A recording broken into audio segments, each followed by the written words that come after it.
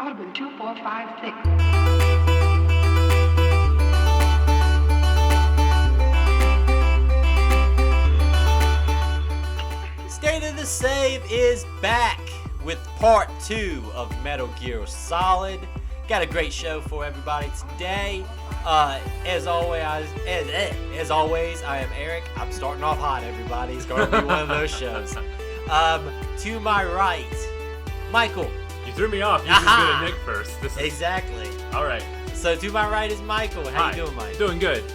To my front, which I will always say, because I think I said it like on the second episode, and every time I think about how awkward of a statement that is. I have Nick. Nick, how are you, man? I'm great. How are you? Doing well. Thank you for asking on this podcast, like we haven't already talked for 10 minutes. Yeah. We got a great show for everybody today. Part 2 of Metal Gear Solid. We're going to finish up this game. If you did not have the opportunity, definitely go back and listen to part 1 of Metal Gear Solid. It was a good show. And the recap for Metal Gear Solid 3. Yeah, and the recap for Metal Gear Solid 3. If you listen to the recap for Metal Gear Solid 3, Metal Gear Solid Part 1 and Part 2, you will have a pretty good grasp on this game, I feel. I feel like we have insider knowledge about a lot of this stuff. I feel like I'm playing this video game with cheat codes. Like I know stuff I'm not supposed to know.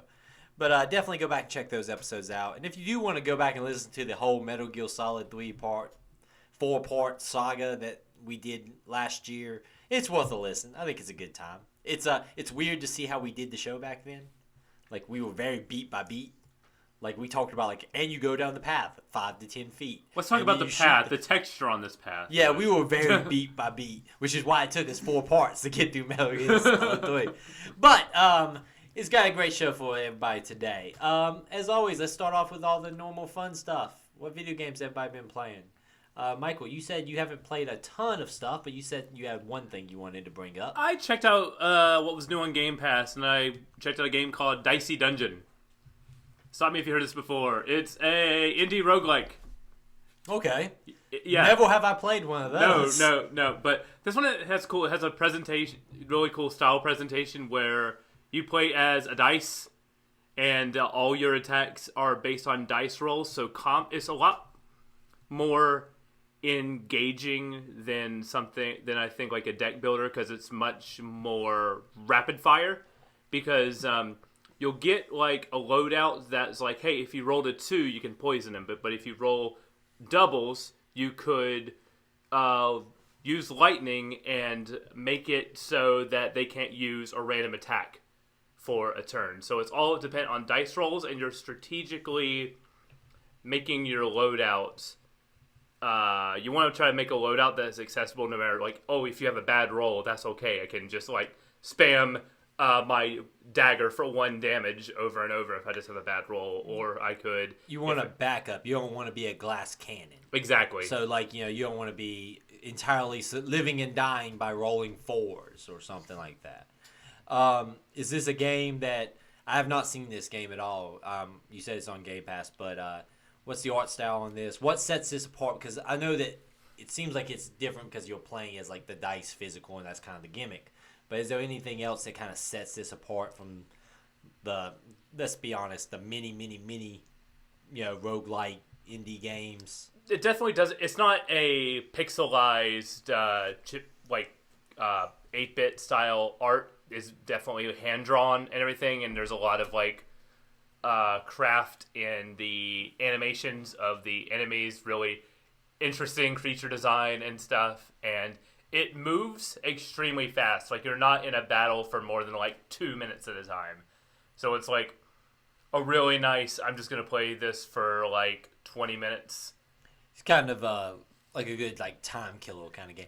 I didn't say that to be like a dick. Oh, no. It's just I gotcha. It's just a genre that kind of became saturated by the indie game community, I guess, and sadly that makes the good ones harder to find. Like there's still people out there making good ones, I would say, but it just kind of makes it a little bit harder to find. It's especially in a post-Hades world. I'm like, what do you do different? Yeah, that's what I was gonna say. You either have to do what you're saying this game kind of does, which is like, yeah, I just killed 20 minutes. I don't feel upset that I lost. I just kind of like killed some time. Or you have to do the Hades thing where you have to like take it another step further and add like a really cool narrative or something that the other games don't have.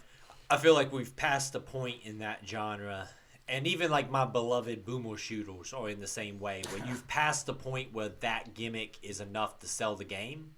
So now you do need to have something else in the chamber. Like you can't just be Doom anymore. You gotta be Doom with a little bit of something else. Exactly. Or like in this situation, like Hades is a good example.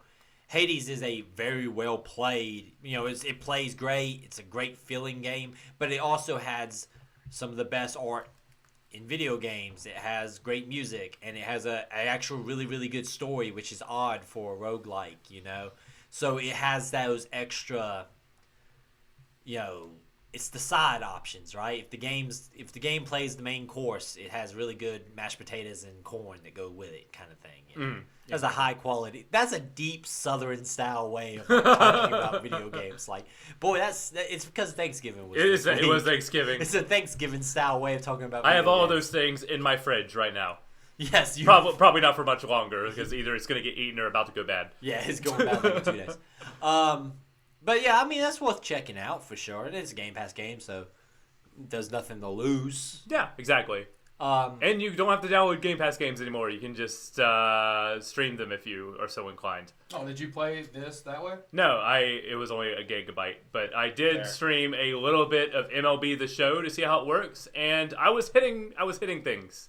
Which, I mean, like that's actually a really good test case because it is a timing based game with hitting. Like if you are being able to, hit the ball and make plays, then I guess it's running well enough that it's able to do that. That's a great thing about the streaming thing is that it's a great way that you can test out stuff. Like, do you exactly want to get like super I don't committed? want to download 120 gigs of Forza Horizon 5. Like, give me an hour with it, with a little bit of input lag and internet stutters occasionally, and I'll see if this is worth. Because now we're in a situation where even though Game Pass is like a great value, some of those games are like, well, I have to basically kill my internet for an afternoon to let this download because everything else is going to move slowly while this slowly chips away at the download for It's an embarrassment of riches. It's just, I have this problem that I only have because I have so many things available to me. Exactly. How sad it is that we are so high and mighty to have hundreds of video games to play. I go back to a statement I made on the last show, which is if I would have had Game Pass at 14, I don't think I ever would have left my fucking room. Exactly. Like it's just literally it's an embarrassment of riches. That's a great way of putting it. It really is. Yeah, that's a really cool. I might probably need to try that out over the holidays just to see how that walks. Because I could see that being a great way of like just randomly jumping into things and trying to get out. Because I do download a lot of games that I play for like half an hour, realize it's not something that interests me. Like I downloaded that Kill It With Fire.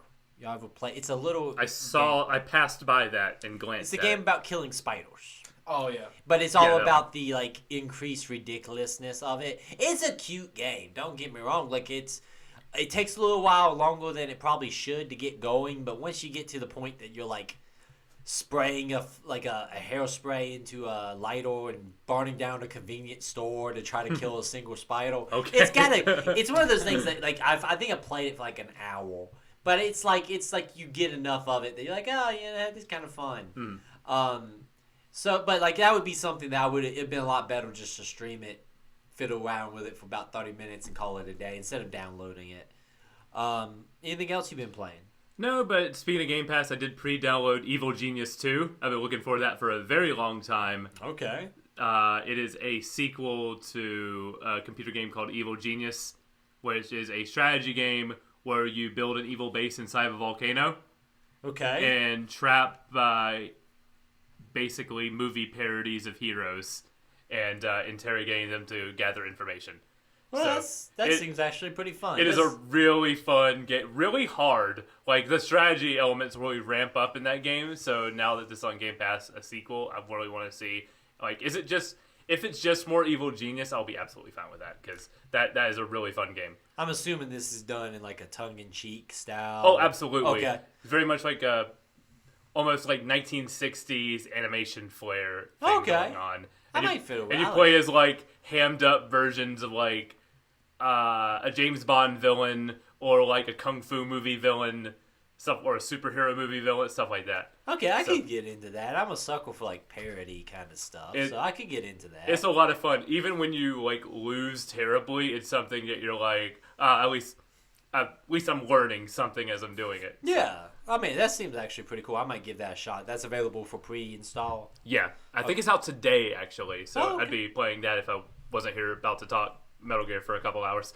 Don't make the listeners feel bad which about don't- keeping you from playing video games. No, which this is what I would rather be doing anyway. Like, okay, thank you. I'm about to say, don't be like, you listeners keeping me from playing shit. If you listened to the 4-part saga that is Metal Gear Solid Part 3, you know how much I love talking about Metal Gear Solid. I'm just saying that because last time, I think 2 episodes ago, I was on here being like, if I wasn't here, I'd be playing Halo right now. And it's like, this is going to become a theme.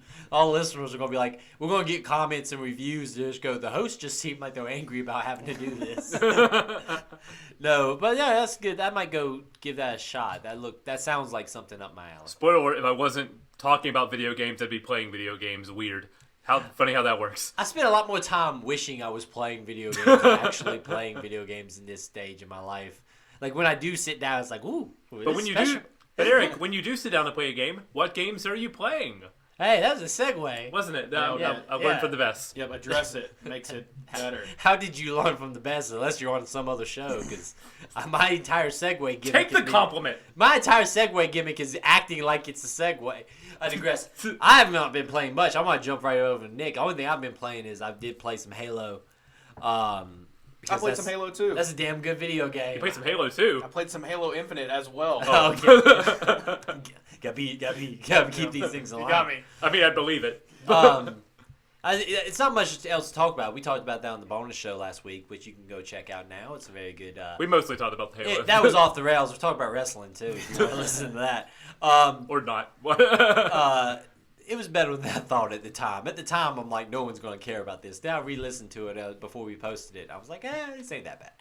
It's pretty much in line with the rest of our shenanigans, so... Yeah. State of the shenanigans. Yeah, I mean, it's a damn good video game. I can't wait for that damn campaign to come out. That's the big thing. That's like a week, right? Or a week and a half? It's the 8th, so it's a week and a half. Oh, man. So it's almost there. It'll be next week. Not next week. Yeah, next week. Did you get into any of that event, the Fracture Tenrai thingy? I played some of the... I did not have a ton of time because it's holiday week and very, very busy and like everybody is. It's an odd time to drop something like your first event in a game. Yeah, like I was sitting there, I was like, it would have been kind of nicer to drop it maybe in the first week of December. Yeah, I can't tell if the mentality is like, oh, people might be off and they'll be at home, but like I don't. I feel like if you of video games during the holidays. I feel like that might just be our age group. Because you think about it, if you're younger, you're high school or you're out of school at that point. Yeah. So you can probably play a lot more video games. We're all people 30 and below. Yeah. So like I think if you've got family responsibilities and stuff, this is kind of the worst time to play video games. Like I think middle of April is a better time to play video games when you're 30 than when you're 16 compared to like this time. But I digress. I did not get to play much of it. That mode was fine. It's just Fiesta. Yeah, it's for people who play Halo. You know it. If you don't play Halo, it's just random loadouts. And it's very it's nothing you can play competitively. Right. Because I got in one game where I ended up I started the round off with a shotgun and a rocket launcher. Yeah. So it was like, this is easy. And then I got multiple games where I had nothing but pistols and sentinel beams. Yeah, that's the problem, I think, is you're always going to lose to someone who just gets better stuff. I think it's fine for the challenges that they're popping in there. I don't like the challenges. I think we talked about this a little bit last week. But I just feel like they kind of undermine the entire objective of the game, which is not to run and try to find a grappling hook. I saw a post on Reddit where someone put on there where it's like, oh, quick, grab the flag. We can make the final push to win. And he's like, no, I'm sorry. You gotta get these mangler kills, bro. Yeah, you gotta get 5 more needler kills. You saw the same thing. Yeah. And that's a pretty common sentiment, I think, on the Reddit right now. I love that video game, but they need to nail that down a little bit more. I saw a developer tweet that was like, we're on the Thanksgiving holiday right now. This is what we'll address when we get back. Well, good for them. I am always happy to see game developers, especially when they have a game that's problems are so, in the grand scheme of things, small. Like Halo's, like the battle pass progression is not game breaking. The game still plays extremely well. Yeah. Extremely fun. I can wake It's up. not hard crashing Xbox Series X's. No, I can play. I can live through a week of that not being walked on. Go take a holiday. Sure. The video game developers have it rough enough as it is, but they know, they have to know, and so I think it'll be 6 months from now that whole progression system is going to be out the door. I would imagine so, or at least supplemented with something like closer to what they had with Halo 5. Pretty much every Halo game before this. Like, if you're not that nerdy about your Halo EP or whatever, you can go on your phone and download Halo Waypoint and pull up your career status for every game before this game. It's kind of incredible. Like, you can pull up a 3D model of your Spartan from last Halo 5, and mine looks really awesome. I need to go back and do that. Do they pull it all the way from Halo? I want to say it's post 343. 343. Okay. But because boy, if you could bust out my Halo 2 stats, yeah, probably not. That would be something. It might be as early as Reach, but if not 4. Oh, but still, that's impressive. Oh yeah. I am a sucker for that kind of stuff.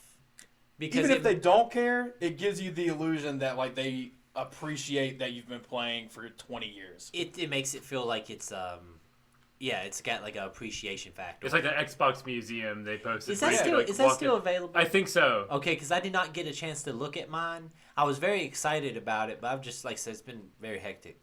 And I hope that's still available because I would love to see some of the stuff y'all were posting was very cool. Yeah. It was very neat. I mean, that's kind of the extent of what that thing has to offer. But it's just it's one of the 1 out of 100 times where it's just they've been collecting a shit ton of data on you, and this time it's cool. It's like, Yes. oh, nice.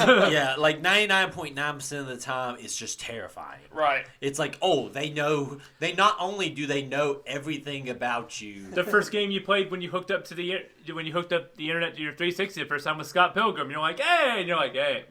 Yeah. Well, at the same time, you're like, hey. But it's this one of the few moments where you don't feel cringy and creepy about it. Because it's relatively harmless information. Yeah. So this is the game that you played the most.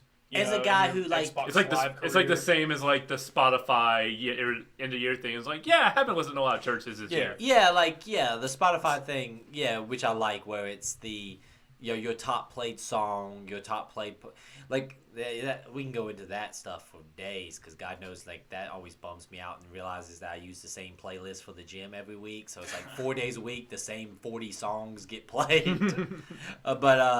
Yeah, I mean I need to go check that out. I'm very much interested to see what my top played is and everything. Nick, what other video games have you been playing? Other than Halo, I've been back on my bullshit with some Legends of Runeterra. Back on the bullshit. Yeah. The state of the save motto is back on their bullshit.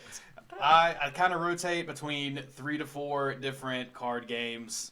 A lot of them digital nowadays because you're not really going to get a match physically together. Are card shops back?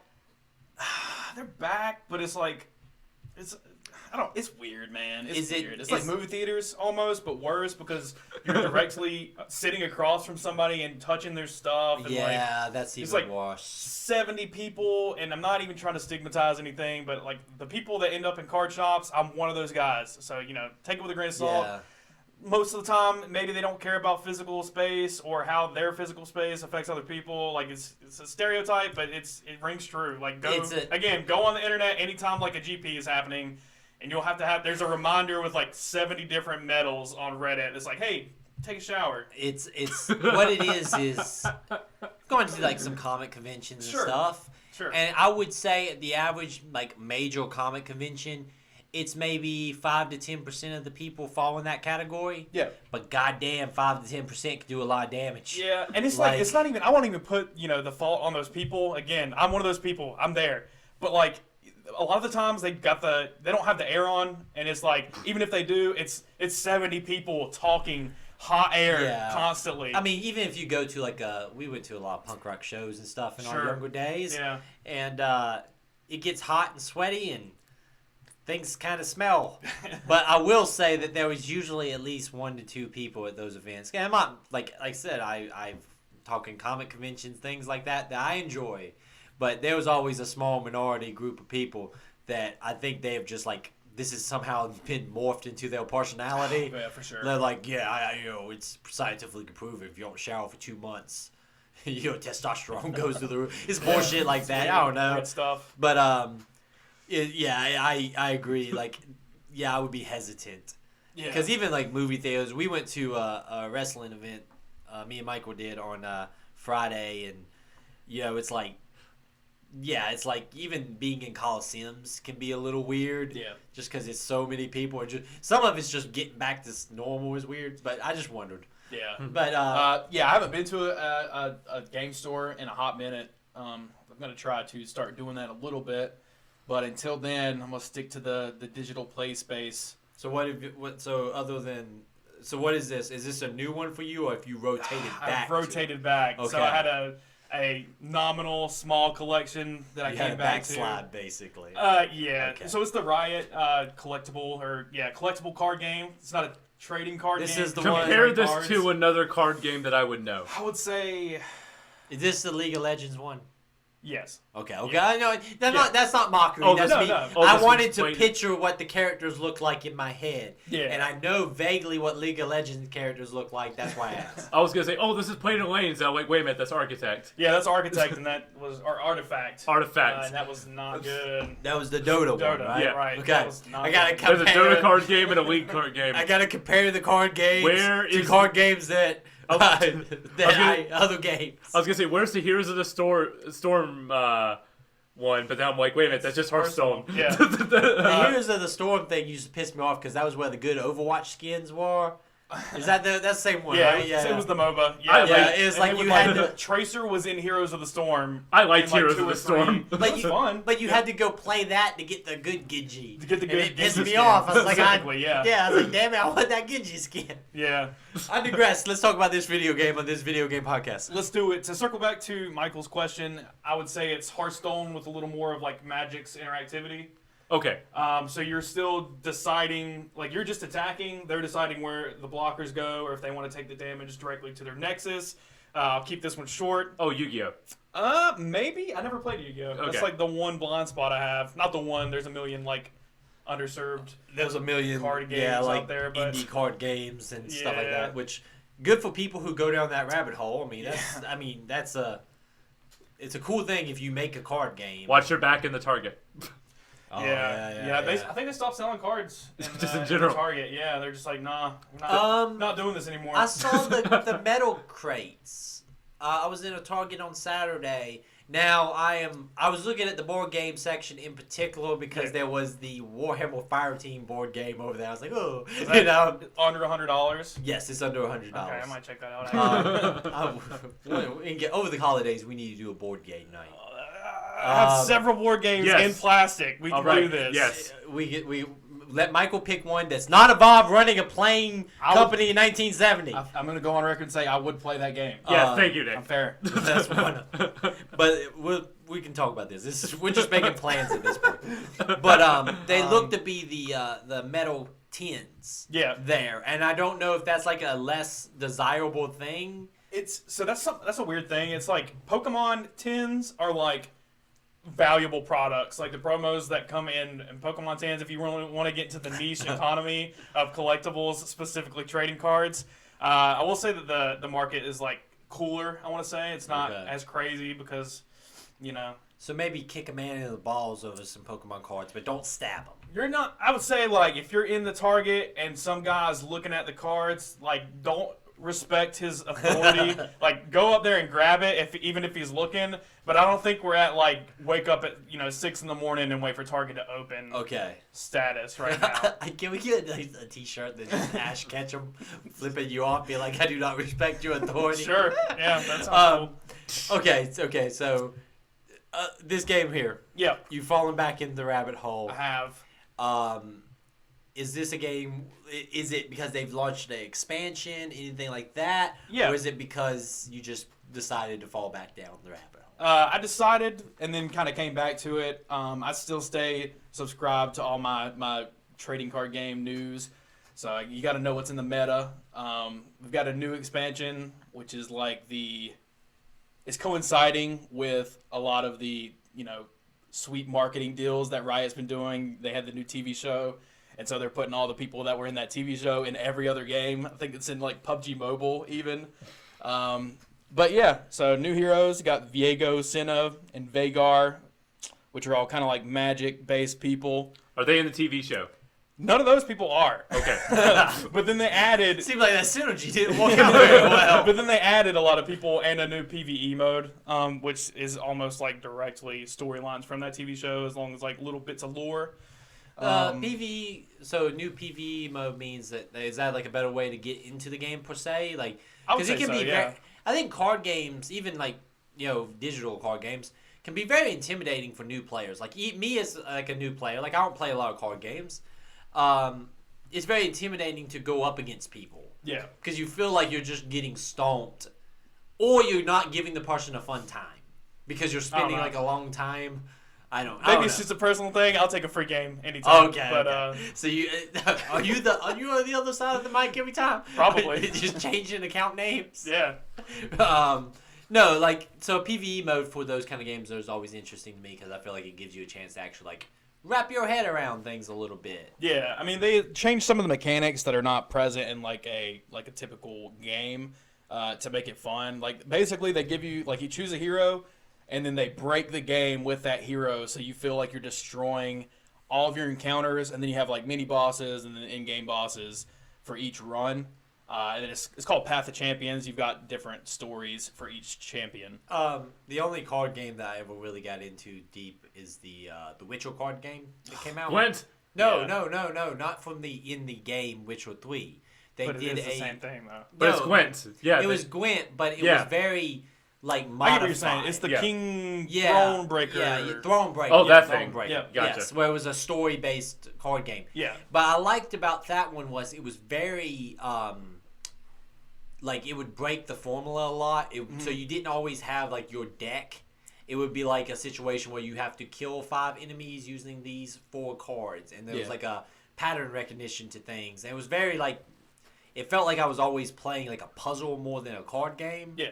But so anytime like a game has a PvE and they can do a story mode that has more than just playing card matches, that interests me. Yeah. Because I feel like that's something I can get behind because I'm not going to be a competitive good card player, if that Right. makes any sense. Oh, you could get there. I could, but I'm too busy over here trying to get into these freaking Halo matches and getting better, Sure. getting my better kill to death ratios and things like that. We all have our priorities in life. That's right. Yeah. I mean, I got to Diamond in Halo over this week. But, Oh, jeez. whatever. Jeez. You You are okay. know. Goes home. Yeah. Goes Riot home. Games, man, they're kind of killing it right now. They got that TV show, pretty decent TV show. I've heard nothing but good things. Yeah.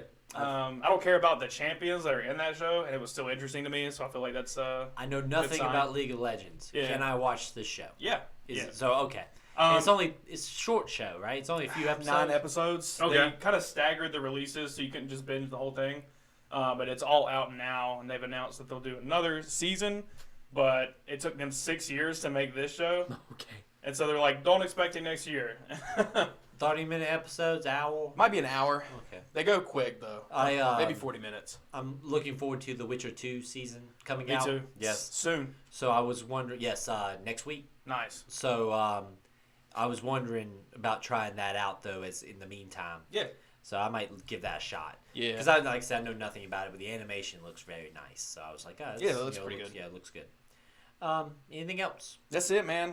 I'm excited. I'd hate to be the fanboy here, but they got that Project L. I sent that in the Discord. I don't know if you guys watched it. Yeah. It's a two-person tag team, 2D fighter. Looks pretty awesome. Yep. Looks to scratch. It looks like a more, like a less hectic Marvel vs. Capcom. You- And that's my fighting game. I know love that- that game. Me and you played, Michael. Dragon Ball Z Fighters. Yes. Which was the closest I've had to Marvel vs. Capcom. That game rules. Yeah. It's very, very good. It was on. It's a bit. I played it. I got it not long after release. And I did not stick with it as long as I could because I primarily enjoy fighting games where I'm playing people in the room. Same. Like I enjoy playing y'all, but I don't really want to play online. Right.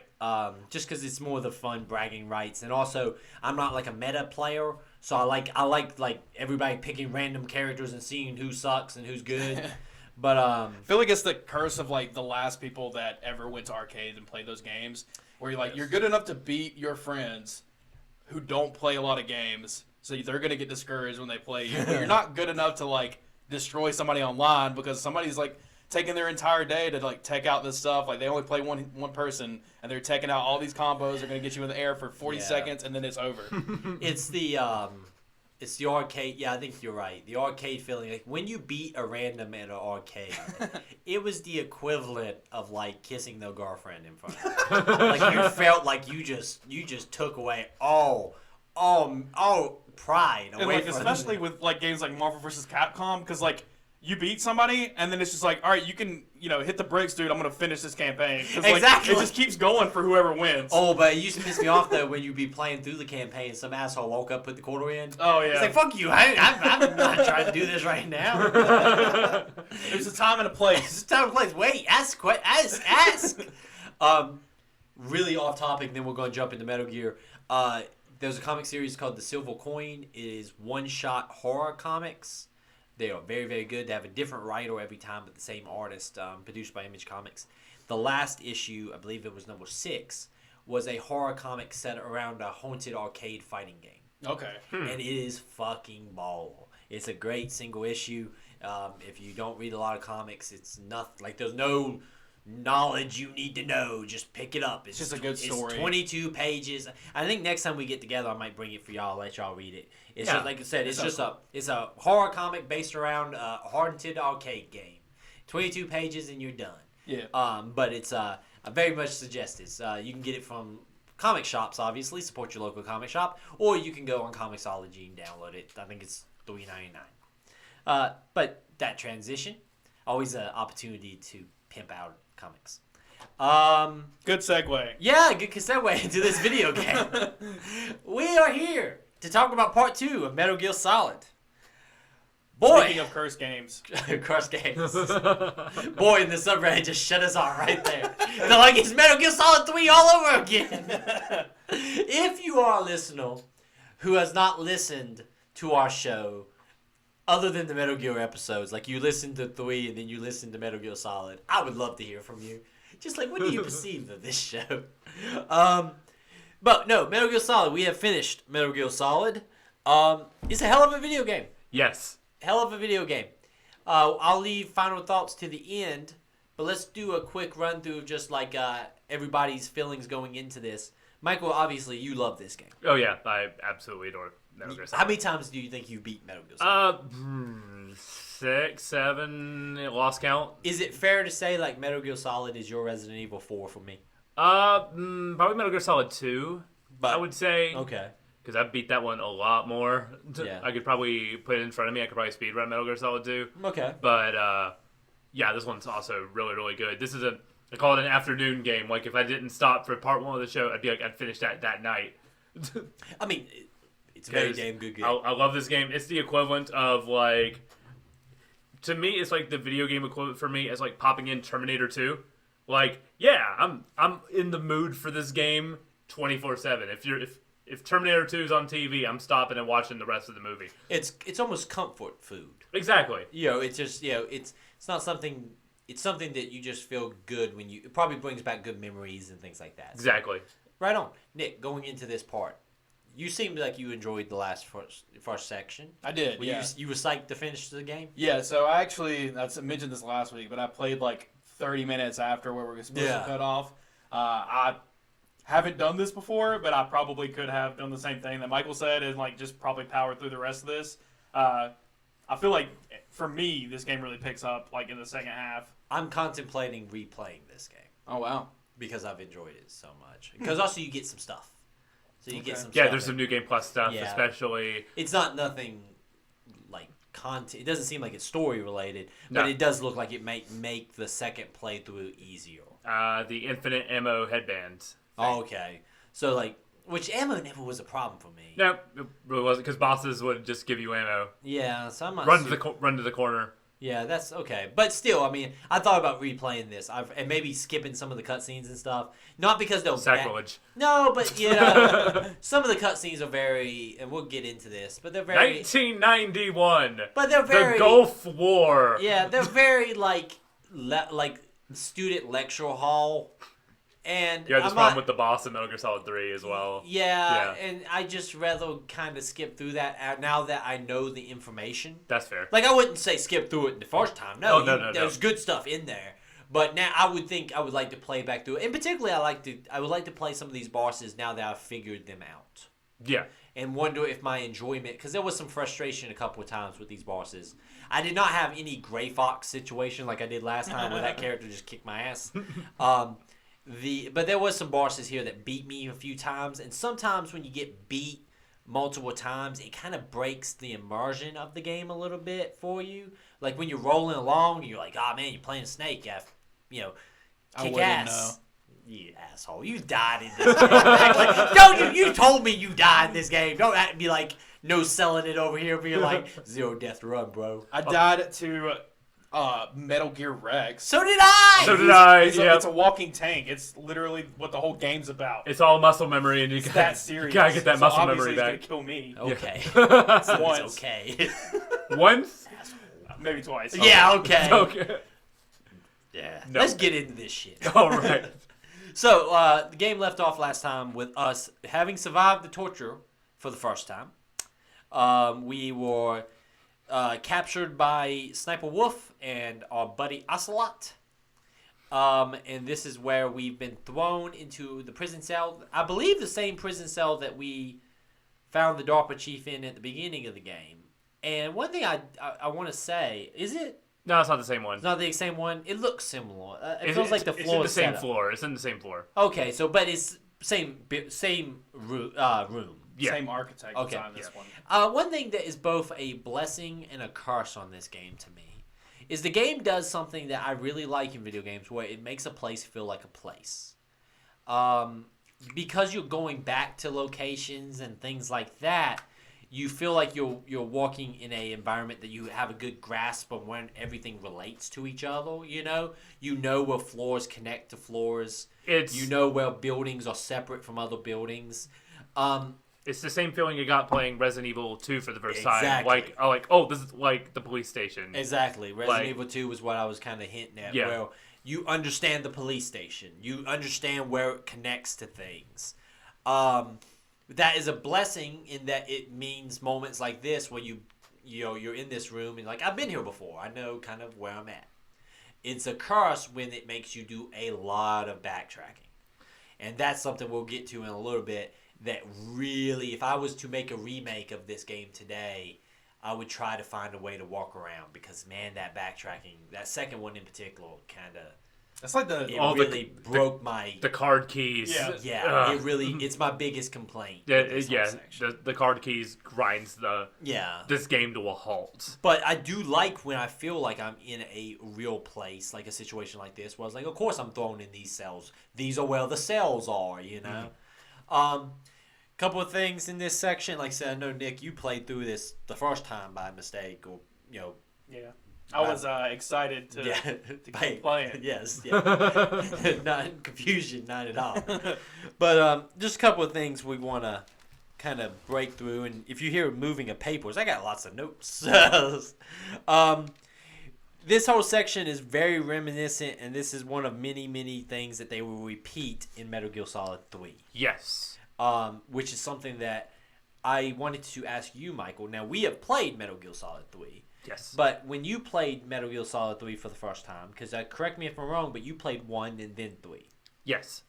Was it exciting? Do you feel like you were excited about having all these opportunities to replay these moments? Or did it feel like it was almost like playing the hits? A little bit. Or a cover of the moment? A little bit of like reminiscent, but it also makes sense from, now we can talk about like a lot of story stuff. It makes sense from a story perspective that Solid Snake went through a similar situation as Big Boss Yes. and everything. No, and I'm not gonna lie, I don't know what you guys are talking about.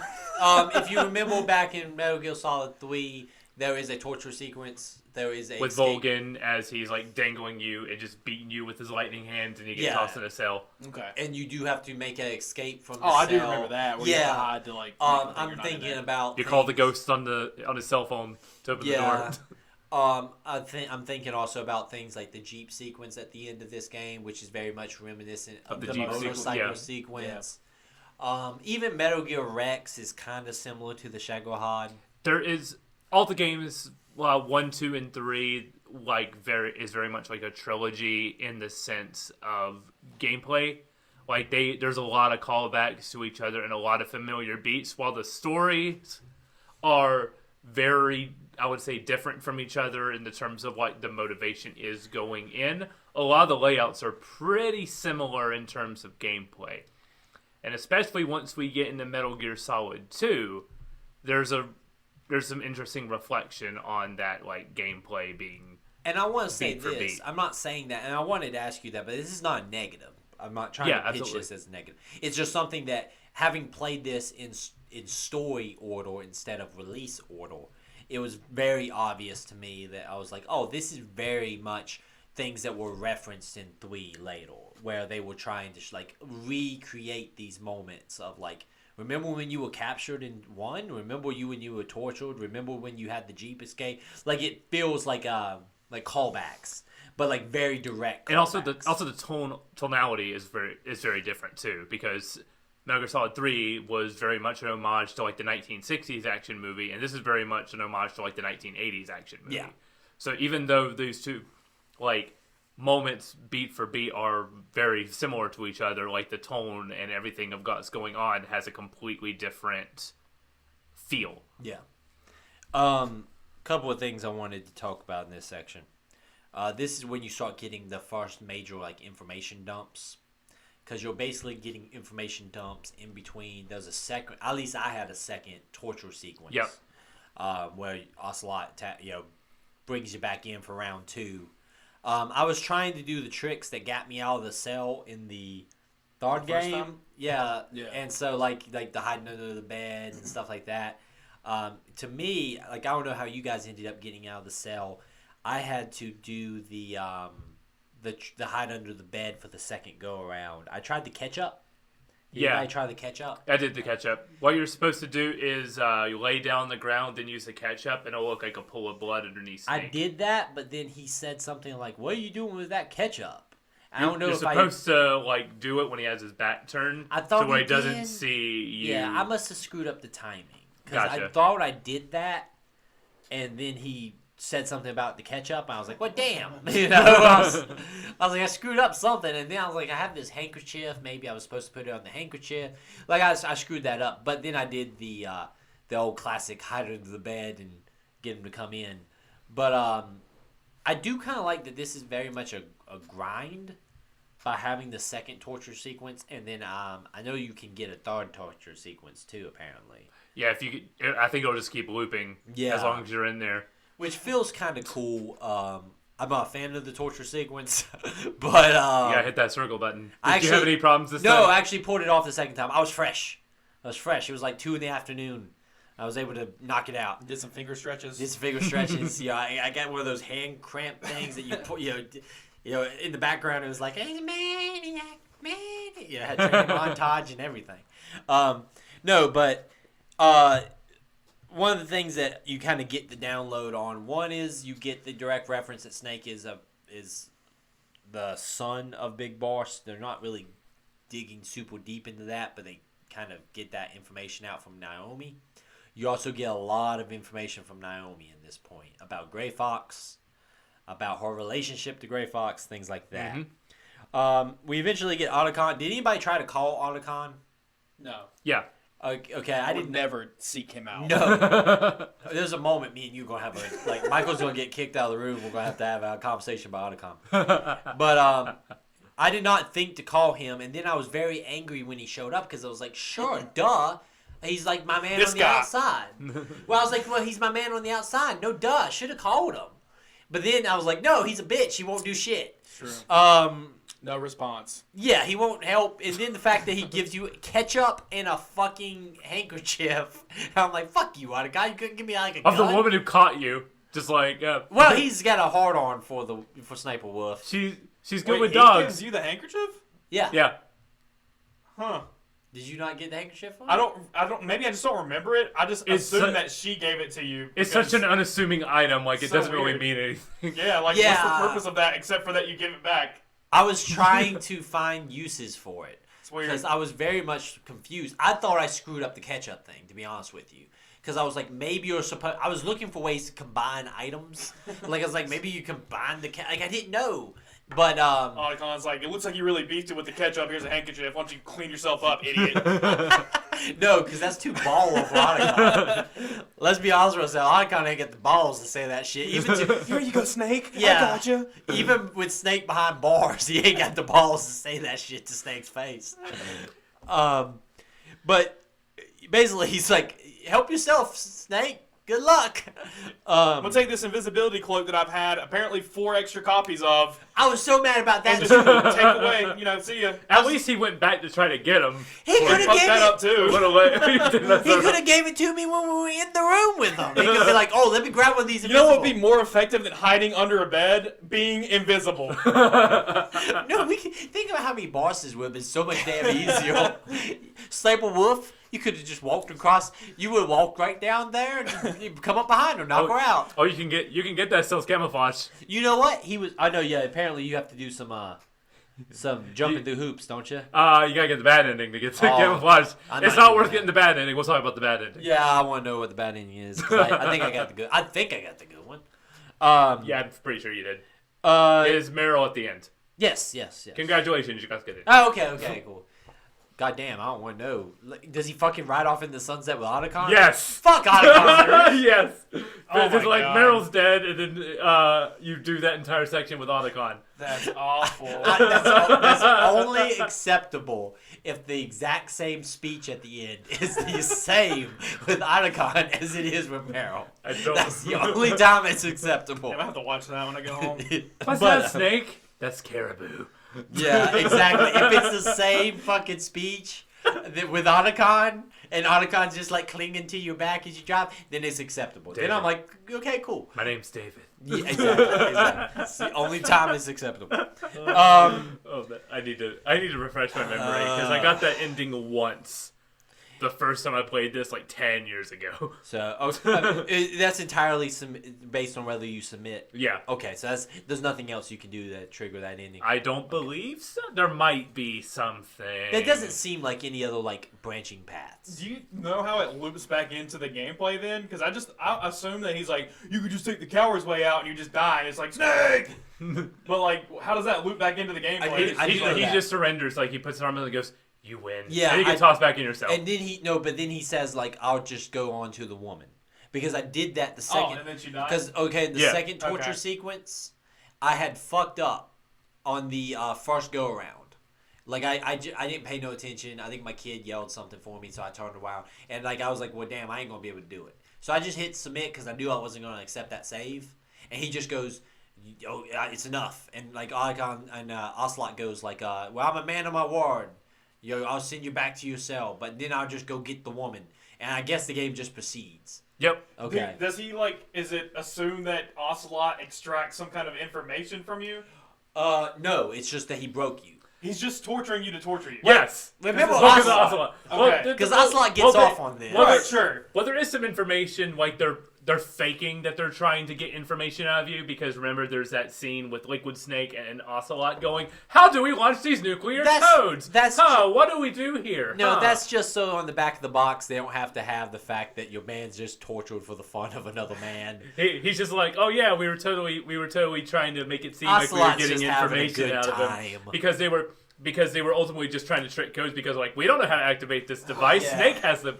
So you're just Which being, I want to talk about that in a the second. entire game is you being manipulated Yeah, I by want to. everybody. I want to talk about that in a second. I have some questions. Yeah. You get out, you get your shit back. One thing I appreciate, I hate video games that take away all your shit and make you go like all. We just played Dishonored, and there's a section in Dishonored Oh my god. where your stuff is like all the like many sections away from getting your stuff back. It's down a clock tower, all fun stuff. I hate that section because I don't mind the game taking my stuff away for a moment, but I don't want to be playing a similar version of my character from the first hour of the game for like another hour and a half when I've already buffed my guy back up. Yeah. It feels like it's an unnecessary step back. So I do like that you go like one room away and get your stuff back. It's just right there. It's right next to the torture room. Just I really like the fact that Ocelot put a bomb in there with it. Did that kill any of you guys? No. Okay. I was at first. I thought like, oh shit, you'll have to like throw away like a random item, but you just go to your items and like suspicious looking bomb. But I really do like that section. Like it's very much in character for Ocelot to be like, yeah, just in case. This is where I realized, oh crap, I spoiled who Deep Throat was. Whoops. Oh. Yeah, I was sitting there last time we talked about this. Because I was like, it's implied information. Then it was just like information. I was like, oh wait, no, that's just something that's like together in my brain. So I will say the voices are super similar. Will you? Yeah, well, it didn't surprise me. It's just No, but when you said that, I was like, I think I even said last time, I don't think we're supposed to know that. But you did, and I'm like, no, it's fine. Then they said that and went, oh, whoops. The Deep Throat stuff. It doesn't really pay off. They're just like, you're Deep Throat. He goes, yep. Which is the Watergate scandal.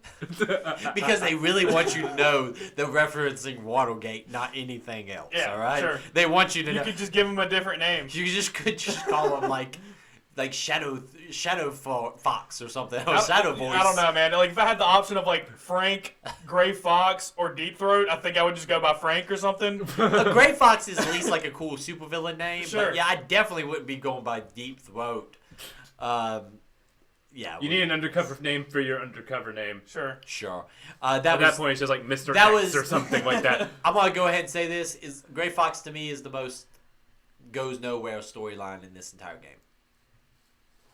I'm sure maybe we'll talk. Let's wait to sure. Yeah, let's get there. I know I opened up the can of worms, but I just realized there's a payoff. There. It's all Naomi's. It's all Naomi's reasoning for Fox to die. It's more of a Naomi reason than it is anything with him. I will say that. Is Gray Fox? Because I know he's referenced as a lieutenant of Big Boss. Yes. Did you actually get to fight him in those old games? In Metal Gear 2, you fight him fist to fist hand to hand fight to the death. Okay, that's why he's so obsessed with fighting you hand to hand to the death. That takes it away then. That takes it away then. Because my question was like, I feel like man, he feels kind of thrown away, and he felt like just a setup character for Naomi. But if you actually did in the old games beat him face to face in that game, it is cool then. So I retract my statement. It's a big deal because even like Snake's like that's his like best friend, and he has to fight him because he's like loyal to Big Boss to the end. Yeah. Before Snake goes and like fights Big Boss. So I do take away that statement because the fact that if you are playing these games. Like the entire series, you would have already beat him hand-to-hand. Mm-hmm. So from the release thing, this happens after this game? What? Or before? Before. So you have somebody in Japan has played a game where you defeat Gray Fox, and this is a huger payoff. That's a huge deal. Okay. Which is why I retract my statement. We didn't get that. Okay, sure. I didn't know if you were saying you do this, and then the next game is like, here's all that stuff from before. No.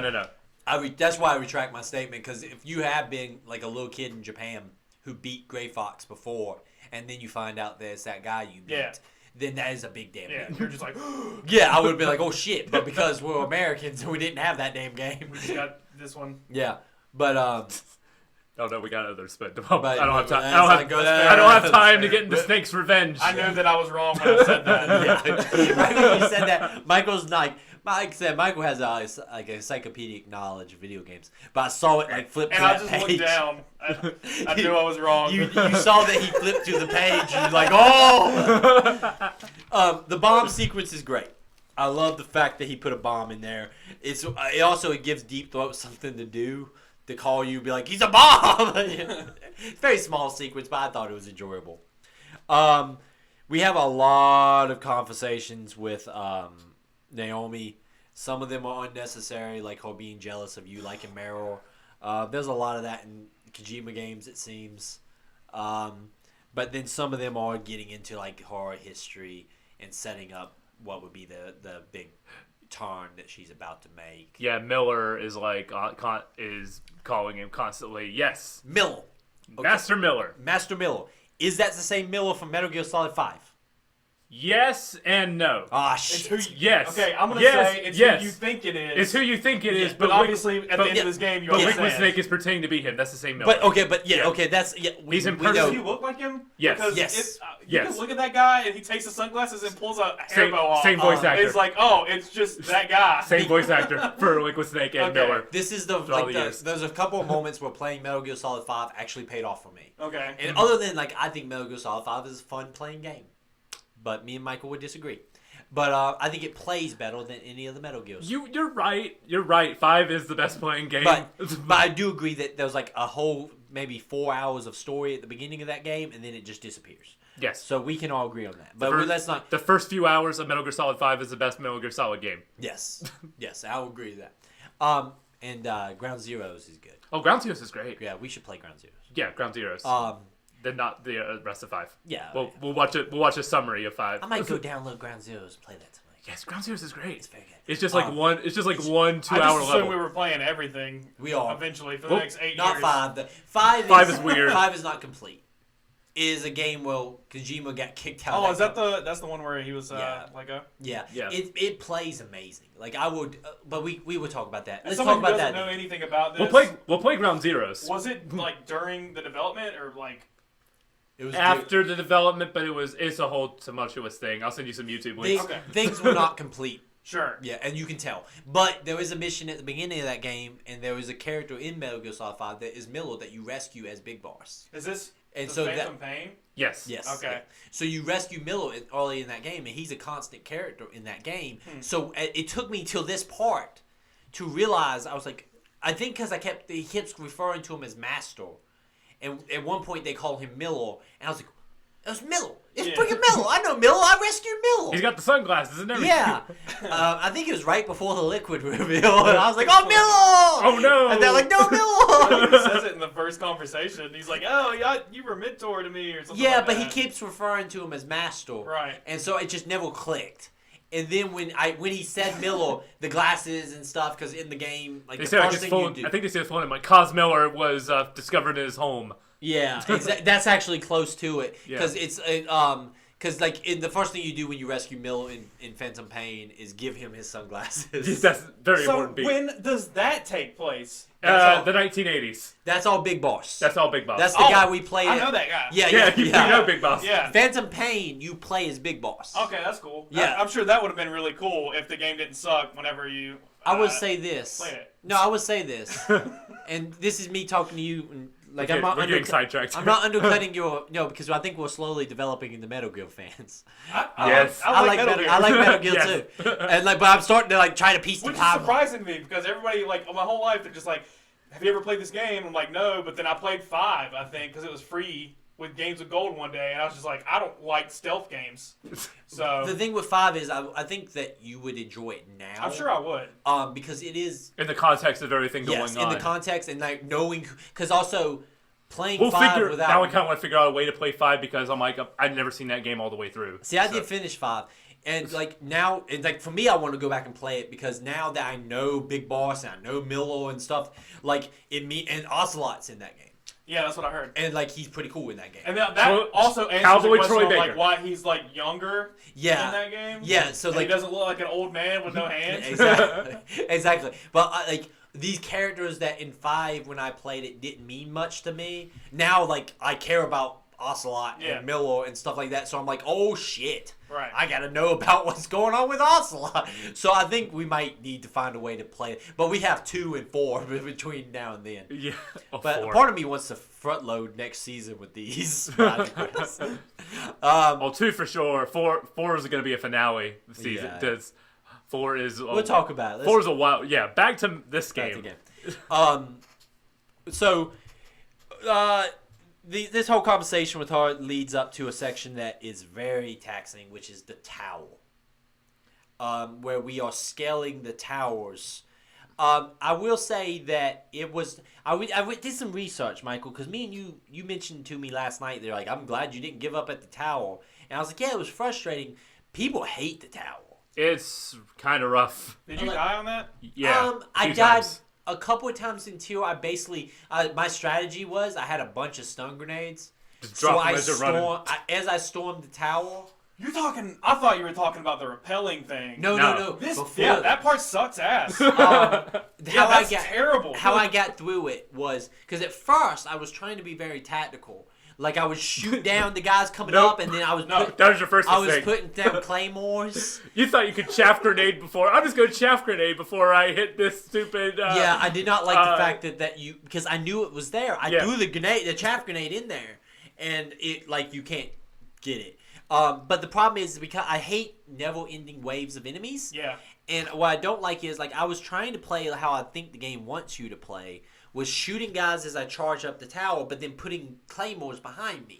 So guys, that seems smart. But the problem is they just keep Also, you have to face the right way with the claymore because if you put it in front of you, you're going to step on that claymore and then kill you in one hit. Yeah, it's not like this is moments like and the camera gets wonky in here. The control, like you, and you really feel the how floaty and weird his turn is because like I kept hitting the side and like sucking up to the side. It's like no, dudes are chasing me. I need to run. This is the one bit where it doesn't take the 2D philosophy in mind. It's like, oh, we're gonna make this a 3D game now, and you're like, wait, you can't just change the rules for this one section. The like if people who have not played this and they would like to play Metal Gear, because I think you should.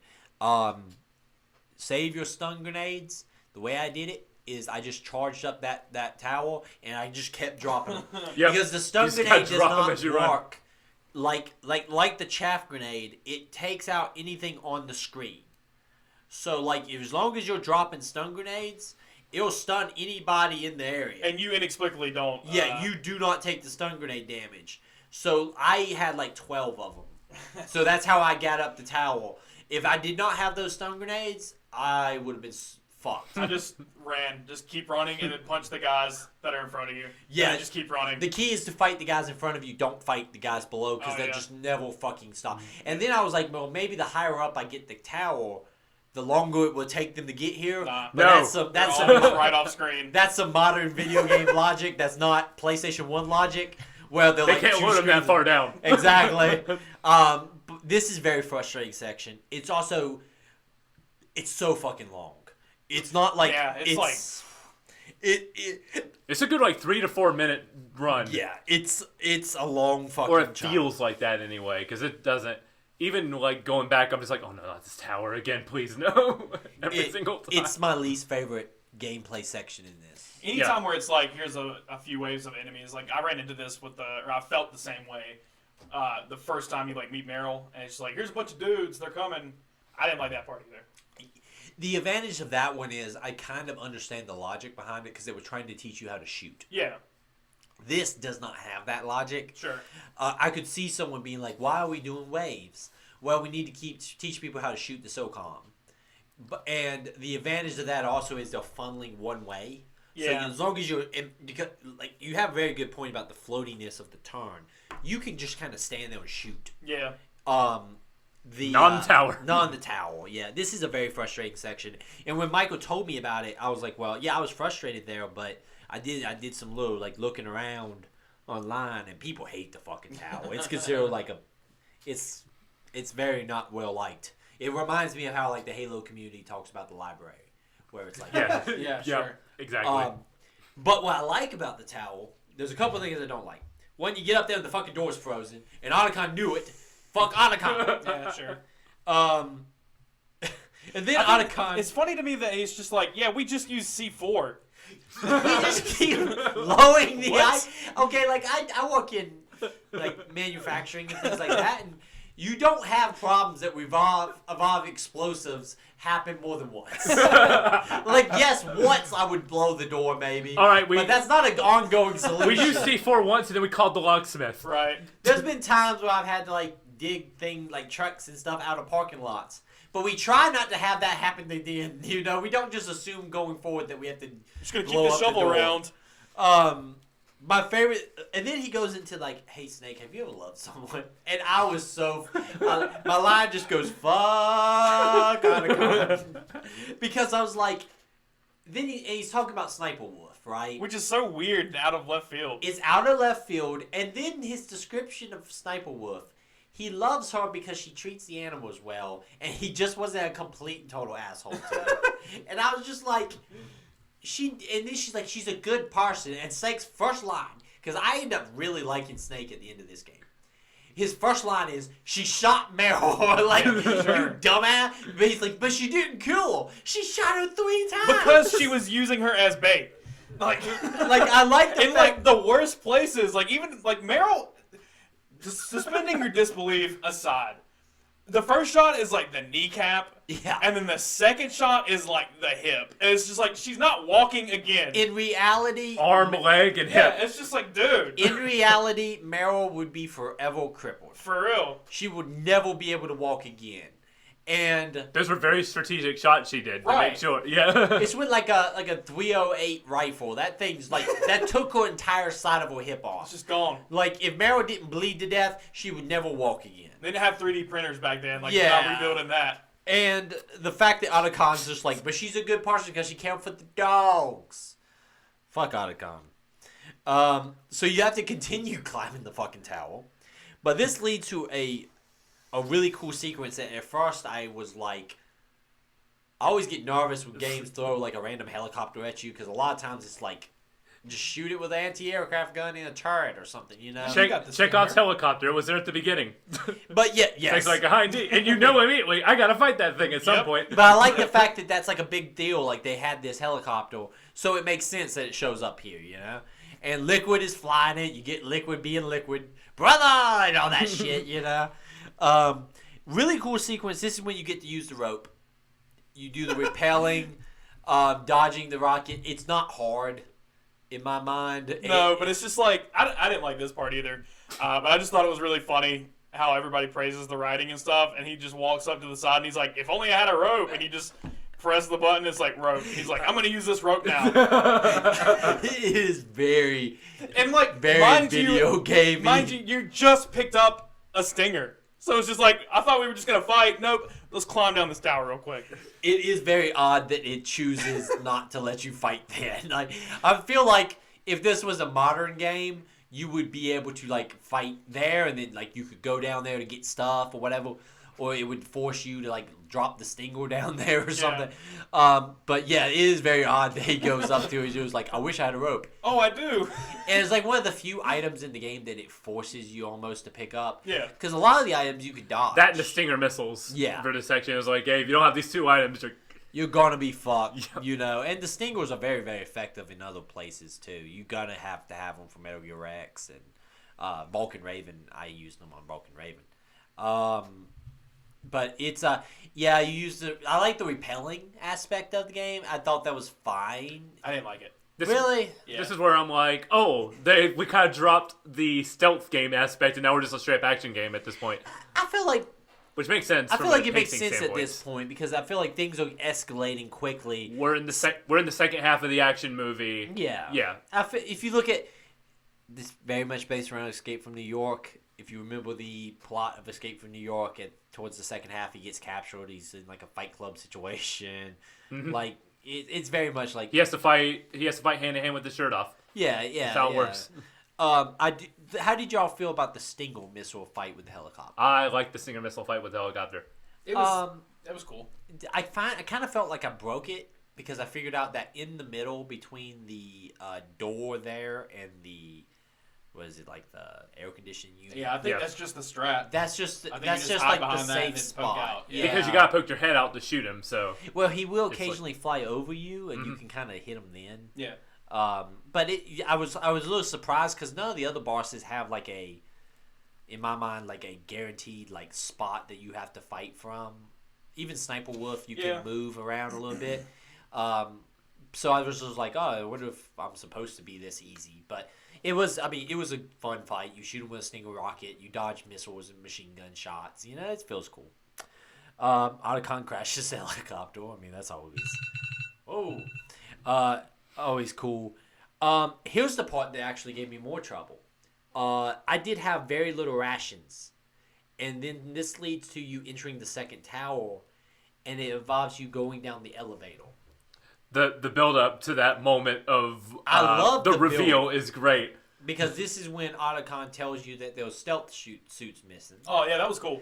But what I love about it is It's like the Captain America scene. Yeah, I wrote down elevator fight. Who wants to get off? / who wants to get off? It is the Captain. the America moment scene. of was the wait sign on when you were here too. Yeah, that's the funny thing. It's How many stealth camos did you say? How many guys would trip this off? Probably about 5. It's a really cool scene. It took me some time to beat him because my health was very low. Gotcha. Now, if you kill the second guy I killed, was he would always drop a ration. Mm-hmm. So that kind of I knew if I could beat this at least 2 of them, I would get a ration. But it is a very. Did you ever go back for the thermal goggles? Yeah. 'Cause you could just- Yes, I had the thermal. Gotcha, because you could just strap those on and you can see those guys. I never had issues seeing them even in the stealth camo. Yeah. It was more of just the fact that they get the drop on you and they are on all 4 sides of you, and their guns do enough damage and they can knock you down that you can kind of get into like a juggle situation. We talked about how this like the opposite thing as like Metal Gear Solid 3, where gunfire was nothing in that game, but Right. a knife will kill you. Yeah. Yeah, here guns do damage. Like they hard. But it is a really I died a lot to it just because of my health situation. And I could, like I said, once I got that second guy, I could get a ration. I was fine. But it is a very cool scene. It's probably one of my favorite scenes in the game, especially the build up of like, wait, was the weight thing on? Like that was such a cool kind of, and it feels smart. Like it feels like it makes Snake smart. The Snake puts 2 and 2 together. Like stealth suits are missing. Why is the weight, sensor on? I'm just 100. I think he says he's 190 pounds. So it's like Snake. It makes Snake seem intelligent. I always like things that make our heroes not dumbasses who stumble into situations. Like, Oh, come on. I think you're giving Snake a little bit too much credit. I mean, That is literally just who Solid Snake is, as you find out at the end of the game. Where it's just like, I'm just yes. point me where to go. I'll go. True. Yeah, you got me there. It is cool stuff though. Yeah, that was probably one of my favorite scenes in this game. Yeah, I do not like the fact that you have to, before that, descend in that tower, and there's a lot of those like turret guns. Oh, yeah. It's just where it's just like 1 camera, 2 cameras, 3 Chaff cameras, grenade, 4 chaff grenade, cameras. chaff I mean, you're grenade. just doing chaff grenades, but it just feels tedious. You Yeah. know? Yeah. It feels tedious. I do like the fact that you're down there. You're like, I have to go kill a helicopter. That's how you. Like Snake goes up there to kill that helicopter. He's like, fuck Liquid. Like at this point, See, Otacon guy blow up my brother in the helicopter. Snake has some cool lines every once in a while, like that line, like, "Where you going? I gotta go kill a helicopter." You come out of this to get into the second Sniper Wolf fight. To me, it's a better Sniper Wolf fight. It's a harder one for me It is harder. I actually didn't have as much trouble with it. because I didn't have the diazepams here. Oh, I So- got pretty good at tapping. If you tap pretty fast, you can kind of keep the gun. Like, he'll occasionally swing out, but instead of swinging out like 3 feet, like I don't know what kind of fucking twitch he's got that he's swinging the gun like that way. But you can usually get it back on target quick enough to shoot her. I think I died once. I did do this with the sniper rifle this time. Usually I cheese it and do the Nikita missiles. What? Yeah, because you could theoretically use the missiles to just Just guide use you. remote controlled missiles. She will shoot the missile. Yeah. Yeah, if you Oh, come okay. straight at her, she'll shoot it. Which I felt kind of cool about, because at first I did that my first try. But then I kind of got a good angle on her. And like the first Sniper Wolf fight, if you get her first, you can usually just keep hitting her and she won't get a chance to get a shot off. I do like that explosive rockets are a lot weaker than a sniper rifle. You think the explosive would do a lot more damage, but it does very small damage in comparison. Yeah. It's But I kind do of like hilarious. I do like the fact that I think this is a cooler looking fight too, because it's across the field. It's a lot farther distance. I'm a sucker for, like, even on the PS1, seeing, like, the breaths in the snow, using Well- that to, like, track where she is, like behind a tree, like which tree is she behind. You like look for the breath. I do not like that you can't shoot her when she's behind the trees. That was annoying Because to me. like there was multiple times I hit her dead on. I see your leg. Yeah, like I know I hit you in the shoulder. You should take a hit here, but it just gives like a invincibility flash. It's very weird. But it is a good fight. Speaking of Metal Gear Solid 5, there's a very good sniper fight in there. That's a repeat thing, and we know that now because we fought the end in Metal Gear Solid 3, and then Sniper Wolf here, and then in 5 it's quiet. But that's one of my favorite things about this series so far. The sniper fights. It's the sniper fights. They feel different, and they make snipers feel scary. Which in a lot of video games, like it's not like just peek out and shoot them. It slows down the pace in a good way, unlike those card keys, which slows down the pace. Yeah, in we're a about to terrible get design. there. We're Yeah. about to get there. Couple of cool lore things here. She was born on the battlefield. Well, Michael, I'm pretty sure we're all born on the battlefield now. Now you sound like the boss. Yeah. No, Big Boss saved her. Fuck Otacon again. He just shows that. I don't know, man. I think it's funny. Like the last thing that she did before she died was just snub Otacon. She does not even know Otacon's name. He's standing there, and he's like, I loved her, and she's just like, can you bring me my gun? Well, my favorite thing is even like the camera pans towards Otacon, and she's like, and Otacon's like, it's like, no, the gun, give me the gun. Fucking Otacon. If you get the marrow or death ending, I'm sorry. I cannot believe that sucks. It's supposed to. I think the game tries to treat this as this like big emotional moment, and I'm just like, she shot Meryl. Yeah, I mean, Like, a lot of those feel- things I feel kind of like I just shrug and go, okay, you were kind of in a bad situation. But it's so like everybody has that justification. Yeah. So it's so throwaway when everybody's just like, I was an orphan. And it's just like, yeah, I was that taken sucks, in dude. by Big Boss, I so just I'm killed loyal to Big 4 Boss. other Yeah. people that have the same story as you do. One of the It sucks. The repeat themes of Metal Gear is this concept that war is so big and all-consuming that it sucks everyone up in it. But I do think that it takes away a lot of like the fact that people still make choices. And sometimes like something I didn't like in Metal Gear Solid 3 where it was like, you killed people. How dare you? It's like, motherfuckers were shooting at me. I was trying to save the world from a nuclear holocaust. Like, kind of goes against the theme of like how it's all. The theme of Metal Gear at this point, Fist 3 and 1, is basically loyalty to the end. Like, the boss was all about loyalty to her nation. All the members of Fox Sound are about loyalty to Big Boss. yeah. So, But like, of course, they're going to kill and like. I think. but it feels like taking away that when you say that they didn't have a choice, it's not loyalty, it's forced. Like, I like it better when it is like, I did this because I believed in the dream. And that kind of brings the point across better to me. Like, I'm not 'Cause we arguing didn't what you're see- saying. Like, yeah. I'm just trying to like. It doesn't help that we didn't see Liquid inspire like the insurrection that happened within Foxhound too. Yeah. Because they like followed Liquid because he believes that he could achieve Big Boss's dream of recreating Outer Heaven and giving a world of soldiers always having a place. Except Big Boss did that because he was loyal to the boss.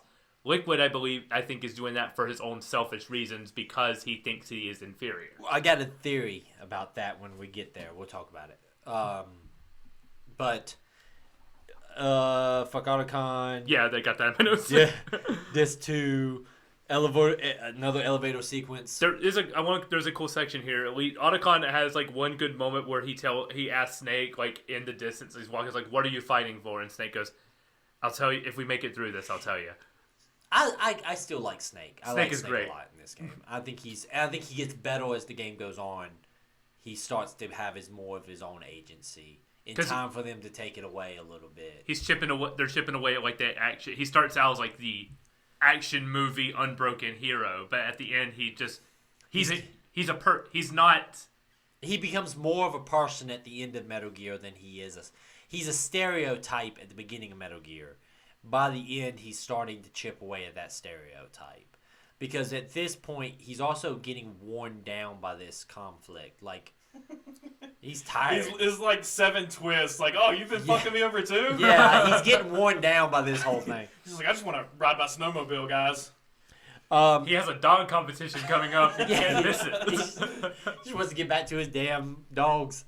Elevator 2.0 is not nearly as good because you can just punch guys off the elevator. I thought that was cool. It's funny. It's funny, but I just was like, well, because I was like, man, I fought invisible dudes. You guys are nothing. Yeah, exactly. Like, I was like, you fuckers think this is gonna work? The other guys had octo camo. And then this starts the boss rush. This is a boss rush / explanation. Yeah. The second half is bosses and plot twists. I like the elevator sequence as the ravens start appearing. Obviously, it's leading up to the Vulcan Raven fight, but it is kind of cool that it's like a subtle, like you see a Raven, and then you see 2, and then you see 3, and you're like, oh, you would have to be time for this fight. You would have to be completely like dim-witted not to pick up on the fact this is Vulcan Raven. But did you kill any of the ravens? No. Yeah, that's pretty funny. Oh, really? Yeah, you can just walk up and like punch them. You can't shoot them, but you can punch them. And then when you get there, he's like, "You killed my friend." I wish I would have done that. The Vulcan Raven said, "What the fuck?" His speech is not this long, glorious speech about death and afterlife. It's just like, "You fucked my Raven, fuck you." The Vulcan Raven fight is not extremely difficult. This is my favorite boss fight in the game. Like, easily. So, on its face, I thought it was going to be a lot more one note, but then, like, the reason I like this part of the game is that I've started playing it more than just, like, run up behind and choke a dude or shoot a guy or whatever. Like, you start out using, what I did is use the Nikita missiles, which are, like, the remote control ones.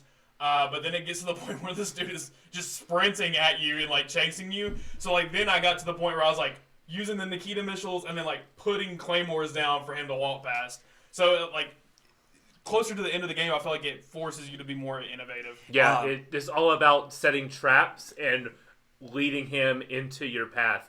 Like, my combination was stinger missiles and claymores. Yeah. So I was like, you guys use the stinger. I was leading him behind because as long as you like corner him and get behind him, you can use the stinger on his pack. Okay. Yeah, you have to hit him from behind, I believe. Yeah. But a lot of times what I was doing, because you're right, because at first I started the Nikita missile because he was moving slow, and I was like, well, shit, I just moved to the other side of the arena and use the Nikita missile and knock him with that. Yeah. But then he starts booking it, and like, and like destroying the arena to where it's like a maze, where it was like there's like one critical path through this thing. He's very similar to the Fury fight in Metal Gear Solid 3, which is the cosmonaut with the flamethrower. But good. But good. No, this is... We'll get to that at the end. But, But the Stinger missile and the claymores, I think it's interesting that we all use the claymores because that's the counter to how fast he starts moving, because that's the only way to really like gain the upper hand again, because he's moving so fast after you that at least when he'll run right into the claymore and it gives you time to get away. Yeah. I wonder, do stun grenades work on him? I didn't check. I wonder if that would work just to give you time. Because one of the biggest things, especially when he starts sprinting, is just getting separation. It's actually, like, legitimately. Yeah, because he's so damn big. And he's just got a minigun. I did get the bulletproof vest at this point. I never got that. Really? Game. Yeah. It's in the furnace section. Is where you have to go. You have to go through the boiler room on the bottom, and it is. You have to go through the boiler room. Yeah, but that's where I went and got the bulletproof vest. It doesn't negate the bullet damage, but it helps. Okay. It just helps. Well, good to know. But I think it halves the damage or something like that, which you'll need for Rex. It helps with Rex, I imagine. Vulcan Raven to me is kind of the Foxhound members. He's the least interesting, but he has the best boss fight. He's good boss fight, but he's not like I wouldn't buy a Vulcan Raven action figure.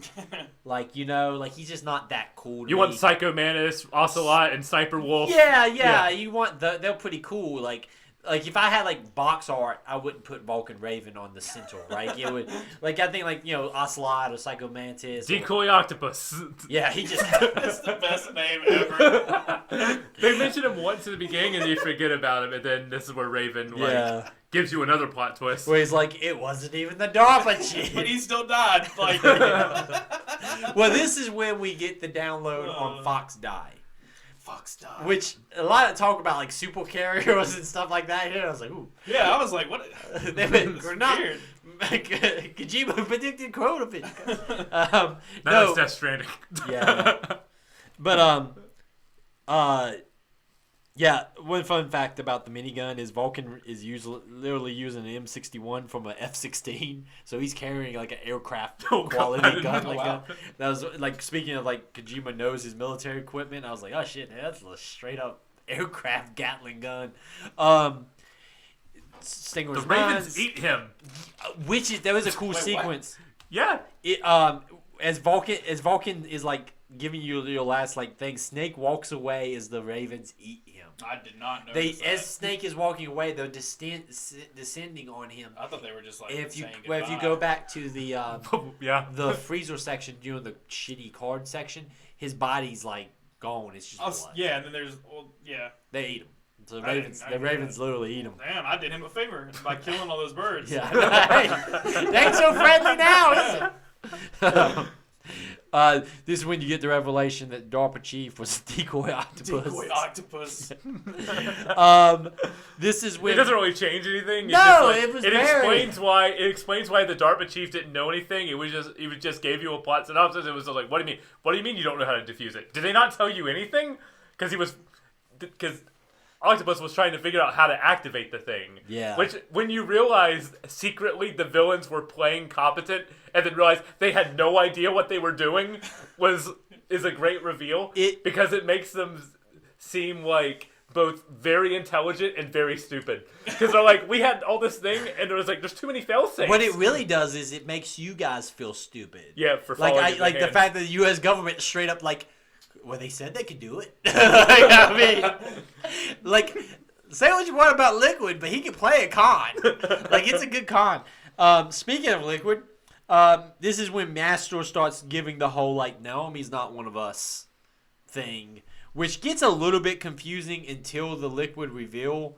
Because it goes back and forth where you talk to Naomi and then you talk to Mastro, who talks to Campbell. Because she gives information about her family after saying, like, her family died. Yeah. And then Miller's like, Well, I did some digging. At first, I was like, because at this point, I've realized it's Miller. I was like, oh shit, Miller. I was like, I can trust Miller. That's my bro. Wrong.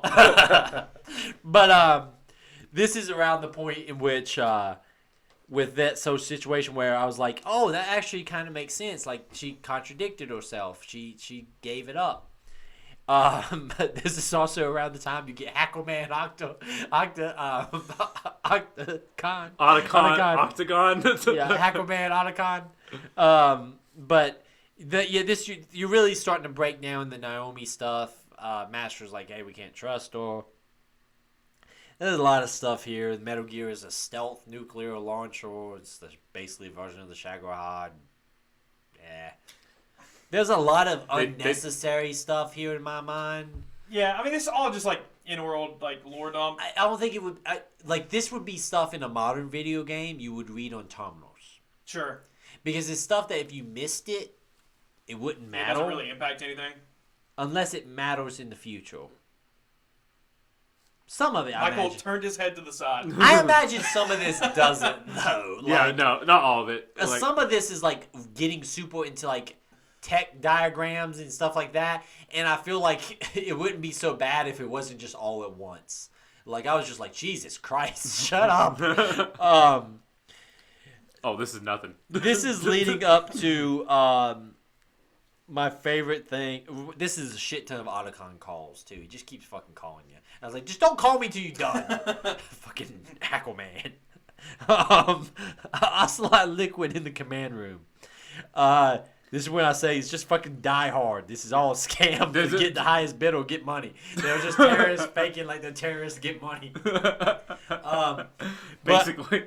And what's interesting is they're talking about, like, they had a deal with Russia, and that's how they got all all the equipment to do this operation. Was, hey, we just want the remains of Big Boss. You can have Metal Gear, and then they all like agree. It's like, nah, screw Gorlukovich.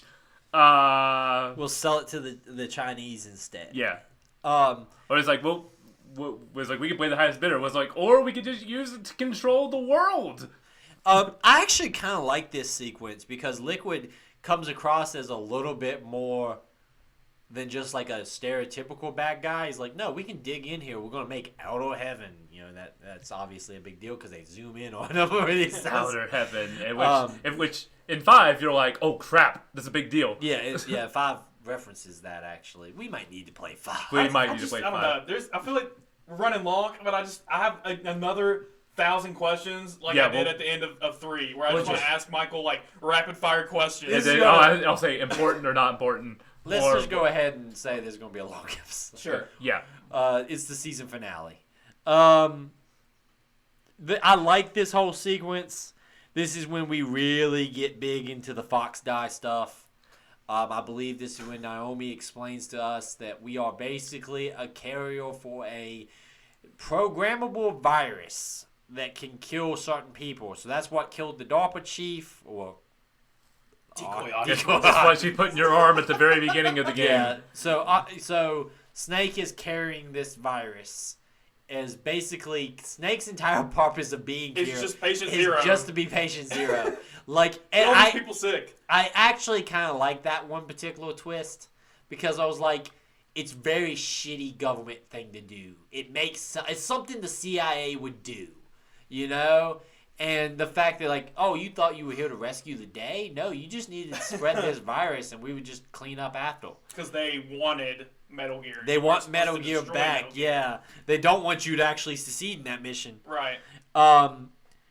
Yeah, this is when there's also a reference that Mero is alive, but we already kind of knew that. We get told by Otacon that the 3 keys are in the 1 key, and it changes state.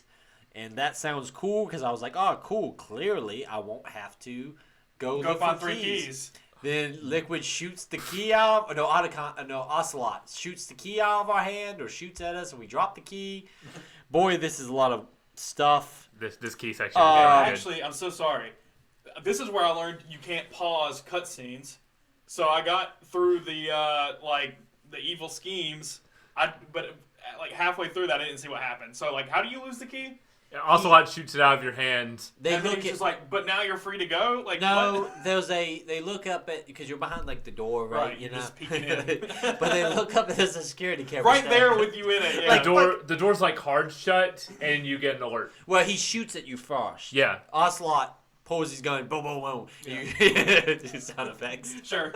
And you drop the key, and he literally goes, "I dropped the key." I was like, "Oh shit!" Because at this point it's midnight. Yeah. And then they lock themselves in the room, and you got to go get the key.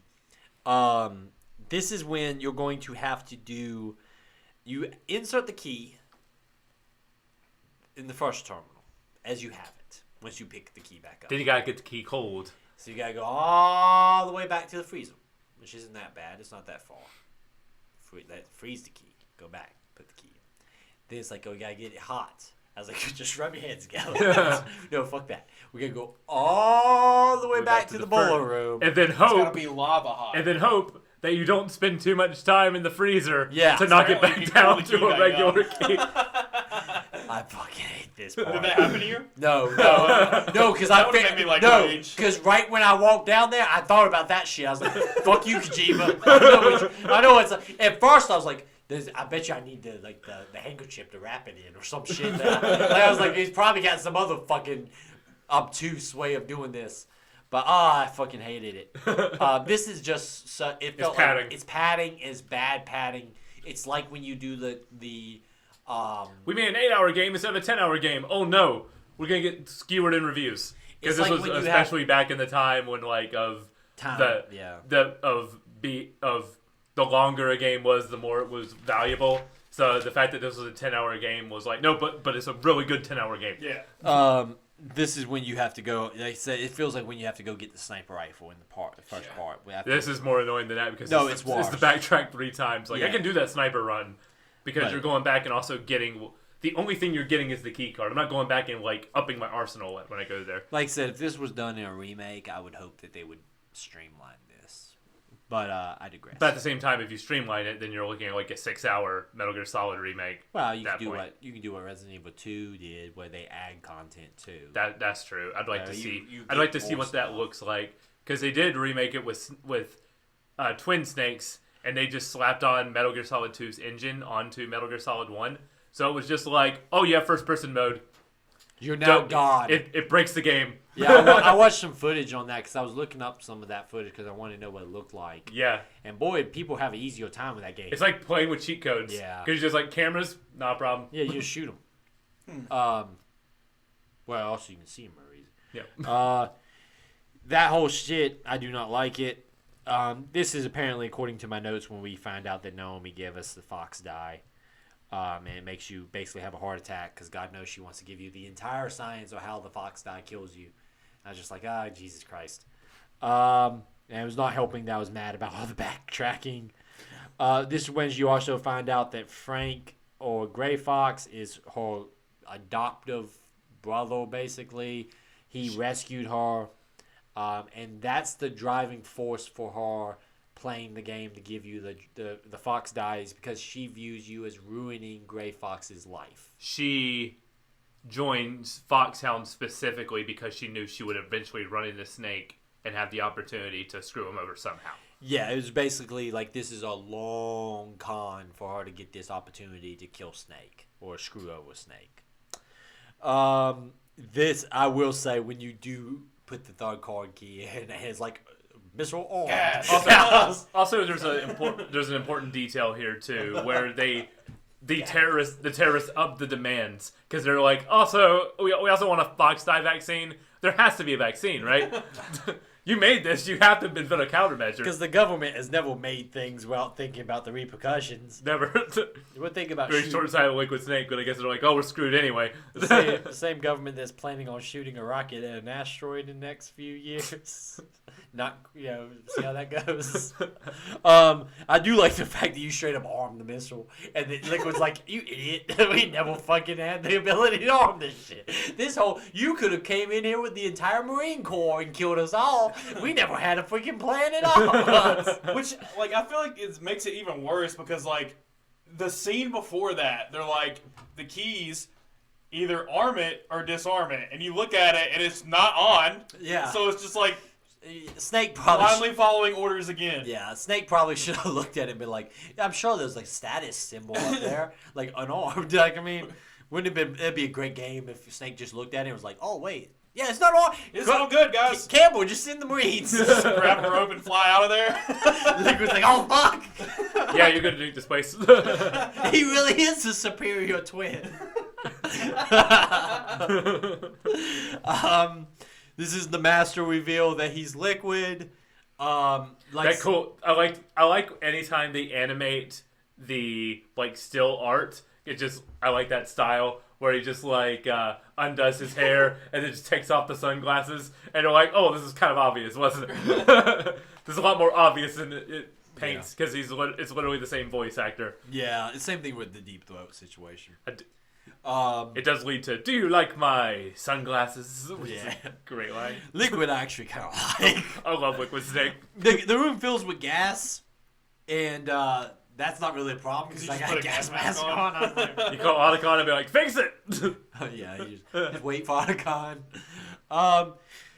We're getting into Liquid explanation time. All right, sit back, relax. Let's talk about gene theory. Yeah, we're going to breeze through some of this. Liquid? Okay, I'm going to try to explain this. Let's put my hosting cap on. Professional podcasting host. Liquid and Snake are genetically created sons of Big Boss. There was 8 babies created that were going to be super soldiers. Then 6 of them were aborted to cause the other 2 to be even stronger. Which I don't understand the logic. Am I supposed to? Gene theory. Okay. I don't think it's fake science. It's the Dwight Schrute. I now have the power of a grown man and 6 babies. Exactly. Liquid received the negative traits of Big Boss. He got the recessive genes. While Solid got the premier high quality best of the best of Big Boss. Except just brown hair. Except not really. Because wait, we don't know that yet. We don't know that yet. We don't know that yet. We're going with what Liquid is saying. I'm trying to condense like 45 minutes of Liquid talking. And all of this is the fact that he reinforces the fact that we were just a super carrier for the Fox die. Everyone here has been exposed to the Fox die. So we're all going to die randomly at some point. Yes. Liquid is wanting the vaccine for the Fox die. We also exposed that all the genome soldiers are also babies that were based around us. So they're our brothers and sisters. And that somehow links to the real world Golf War syndrome thing, which we're not going to touch that. We're not going to get into that. But that you've been killing your brothers and sisters, Snake. Yeah. You've been killing people with the same genetic code as us, brother. And I was sitting there going, I was like, I don't care. yeah, I was like, fuck this Who shit. cares? Snake's like, I just want to get back to my dogs. See you walking down a river sometime. All of this, yes. Thank God that wasn't in here. All of this leads up to the fact of Liquid getting into Metal Gear and us having a big robot boss fight. We did kind of mix this with like his speech later on, but this kind of all it's Yeah, all the it's same the thing, same. just an expanded version. Yeah. Giant robot fight. Giant robot fight, chaff grenades, and stangles. Yeah. I don't think died about with this, chaff like, grenades. twice before I realized that you could just unlock. Yeah, you crap can out of keep, it. yeah. And if you got enough chaff grenades, Yeah. it basically becomes You gotta get fairly down. far away is a problem. You gotta like get in close to where he triggers the laser. And you can dodge that. Yeah, it's just a matter of like constantly going like in but not too far and out but not too far. It's a really hard boss fight to get the pattern recognition down. Yeah, I had some trouble with this one primarily because at this point I've been playing a lot of this game, and I was kind of like getting frustrated and rushing it. If you take your time, you're usually okay, but I was rushing it, I ain't gonna lie. But I finally kind of just unlocked them. Yeah. This is when Gray Fox shows back up. He kicks ass and calls us old, which I thought was weird. I was like, Snake don't look that old. He's like, you look terrible, Snake. I was like, fuck you. You're a robot man. It's been a long few hours. This is when we get the reveal that Gray Fox killed Naomi's family. It's kind of like a Winter Soldier situation. He says I think I missed this. Yeah. Yeah, he killed her family. He says to And tell her. He never told her, and he took her in. Like, that family that's dead, that's Gray Fox's fault. Okay. And basically, he didn't have the heart to kill her as a child, so he took her in and raised her. Okay, sure. It's kind of like the Tony Stark Winter Soldier thing, kind of, sort of. Maybe because he's a robot man. Winter Soldier. It's kind of a cool sequence where him fighting Rex, and he kind of gives you a weak spot to hit Rex at. Until you Right. watch this 3 times. Yeah. You can't skip that. I had the PlayStation Classic, so I could make a save state right there after you do that. As he's like, I was on the battlefield. My life was a battlefield. I'm just like, as you're hitting the button, just like, he's telling you to shoot him. For real. Just he's going to die anyway. I can't do I it. can't do it. I can't do it. I was like, shoot him, Snake. It's a very I don't like Gray Fox. But it's Snake's best friend.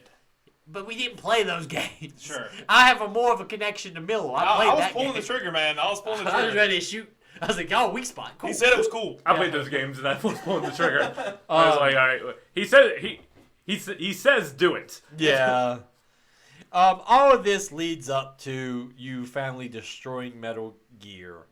And this leads to another Liquid speech. Now you are both shirtless. Yeah. I don't Naturally. know how. I don't know if Liquid, like, while Snakes is unconscious, takes his shirt off. I don't. Yeah. But, Dude, literally, you're knocked out from the explosion of the Metal Gear that Liquid is inside of, and he comes to first and takes your clothes off. I will say this. Let's put a pin in that. Drags you on top of the giant tank. Ties you up. Finds Meryl. Yep. Let's go ahead and say Puts this. her up there too. And plants a bomb. Plants a bomb. Also, we can have a Timer. dramatic speech and then a fist fight on top of a giant robot. Remember this. We're told by Liquid that he's the inferior twin. Yeah. But then at the end we find out he's actually the superior one. Right. So that's kind of the actions of the superior twin. Fair. The inferior one's unconscious and he's like able to do all this shit. Like, Doesn't make sense. I feel like Liquid should put 2 and 2 together at this point and be like, I think I'm better with this asshole. Maybe I'm not the inferior. He's got very small man. I don't know, dude. You just got taken down by a man with a stinger, and you're in the most dangerous weapon that the world has ever seen. Who had help with the robot man? The man with the stinger beat up with his bare fist. He was not that much help. He said, "I'm gonna take this thing down so it can't move." All right, phase 2. This thing. You lifted the leg, and it got wiped. Liquid's entire philosophy is all war used to be so fun back in the day.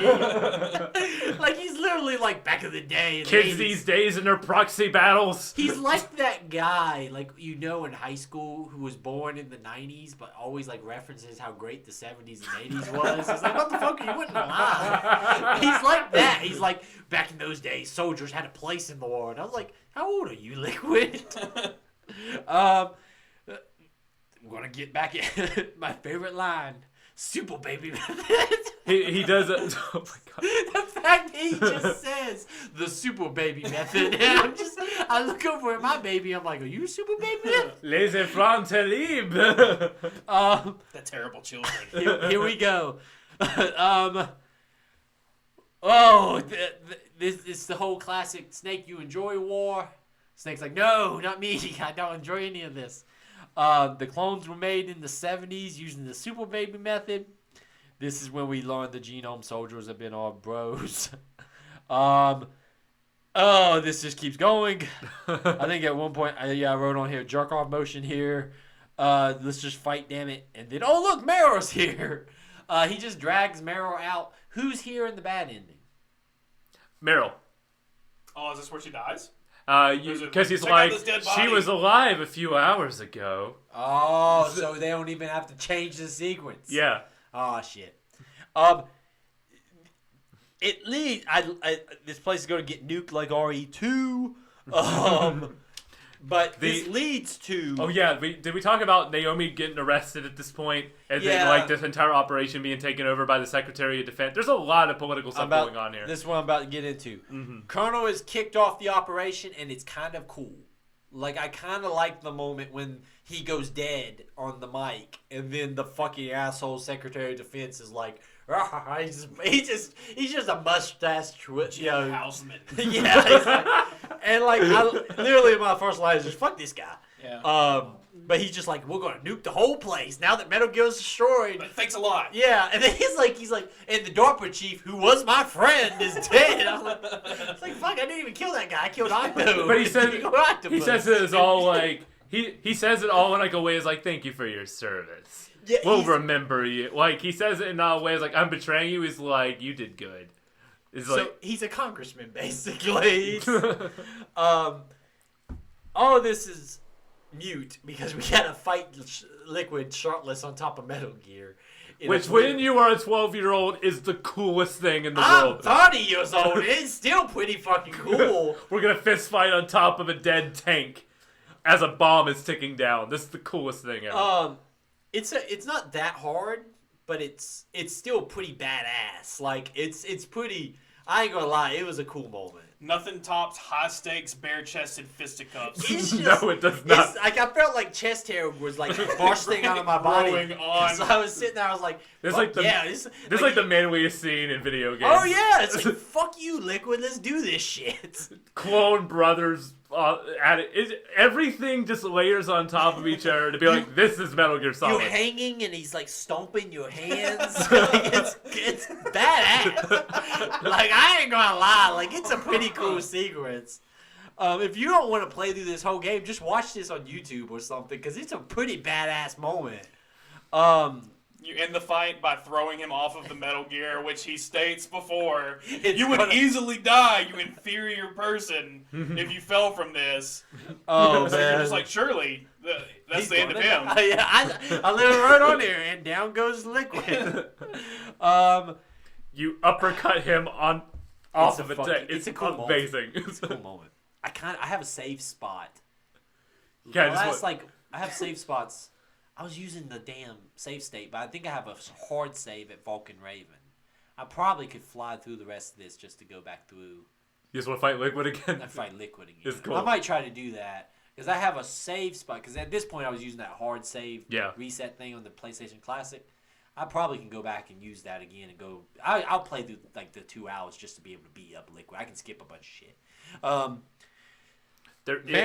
There is an interesting tidbit of information that I just read in my notes that I forgot about.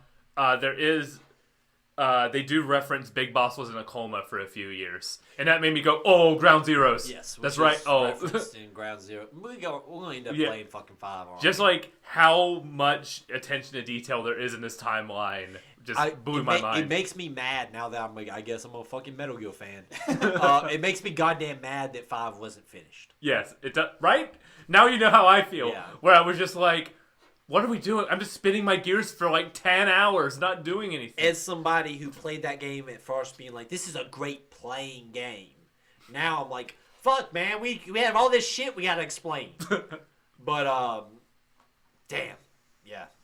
Meryl, we save Meryl. This is when we go full on like they're gonna bang. But they can't because the clock is ticking down yet again.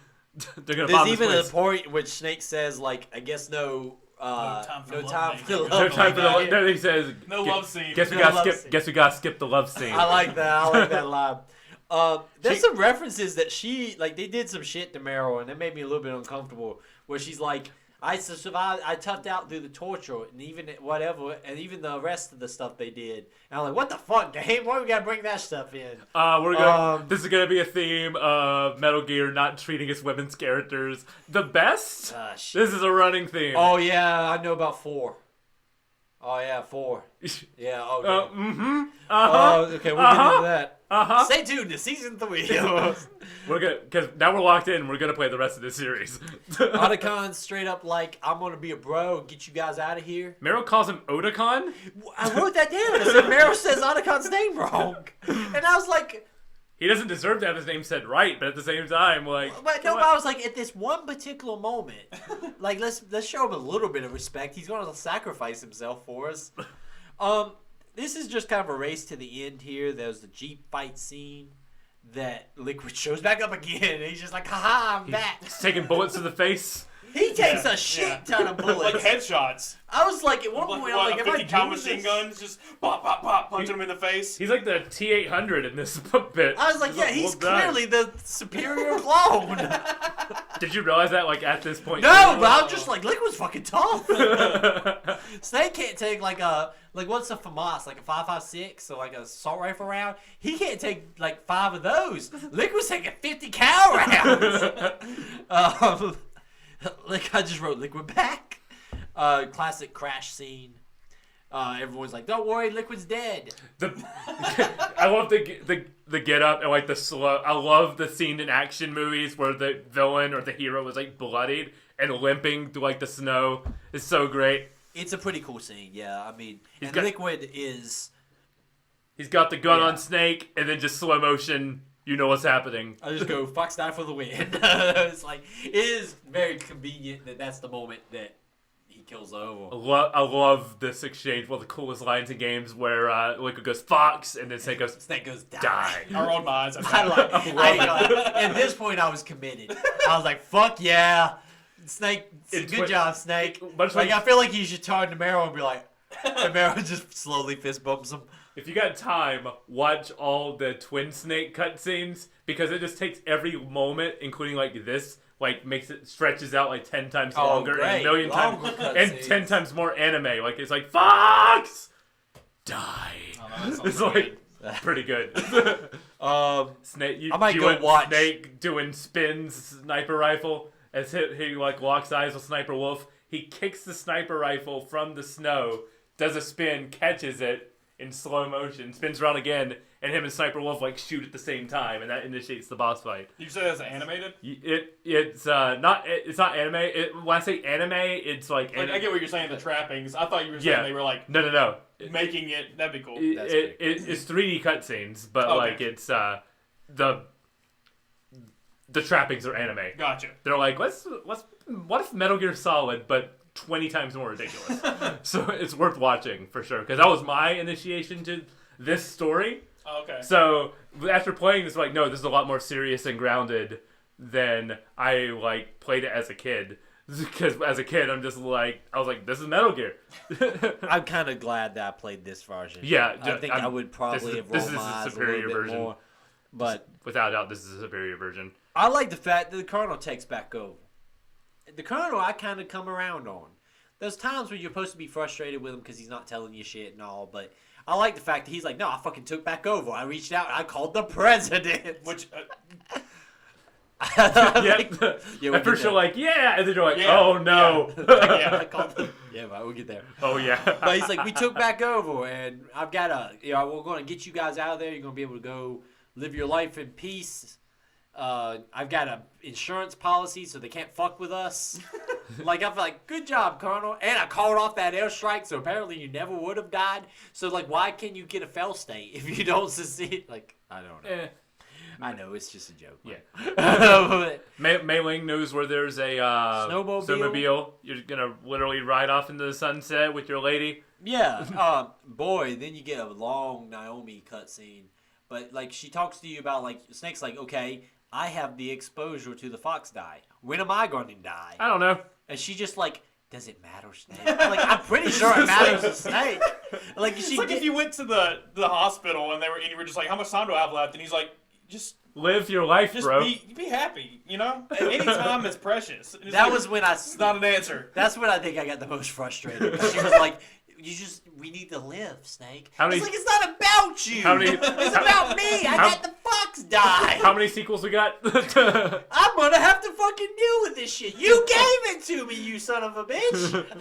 But yeah, that was the one point where I was like, fuck. Let's see here. I think that's where my notes in. Yeah. So Caribou was my last note. Yeah. We ride off into the sunset. Clearly, Meryl and Snake are going to go have wonderful lovemaking. Game ending. Pretty good ending to the game, but it's not the ending. It humanizes Snake with the whole David thing. Like, he has a real name. Like, David's he's not a stupid name. I mean, I was like, of all the names, give him like the most boring white-ass name. I mean, it's his voice actor name, too. Right. But fuck! So what? I was like, that's a boring-ass name. Make him like a cooler name. I mean, Big Boss was John. It just means that Kojima doesn't know American names. He just names things from movies. John David, yeah. Yeah, he just knows things from movies. Fuck, come up with a cooler name.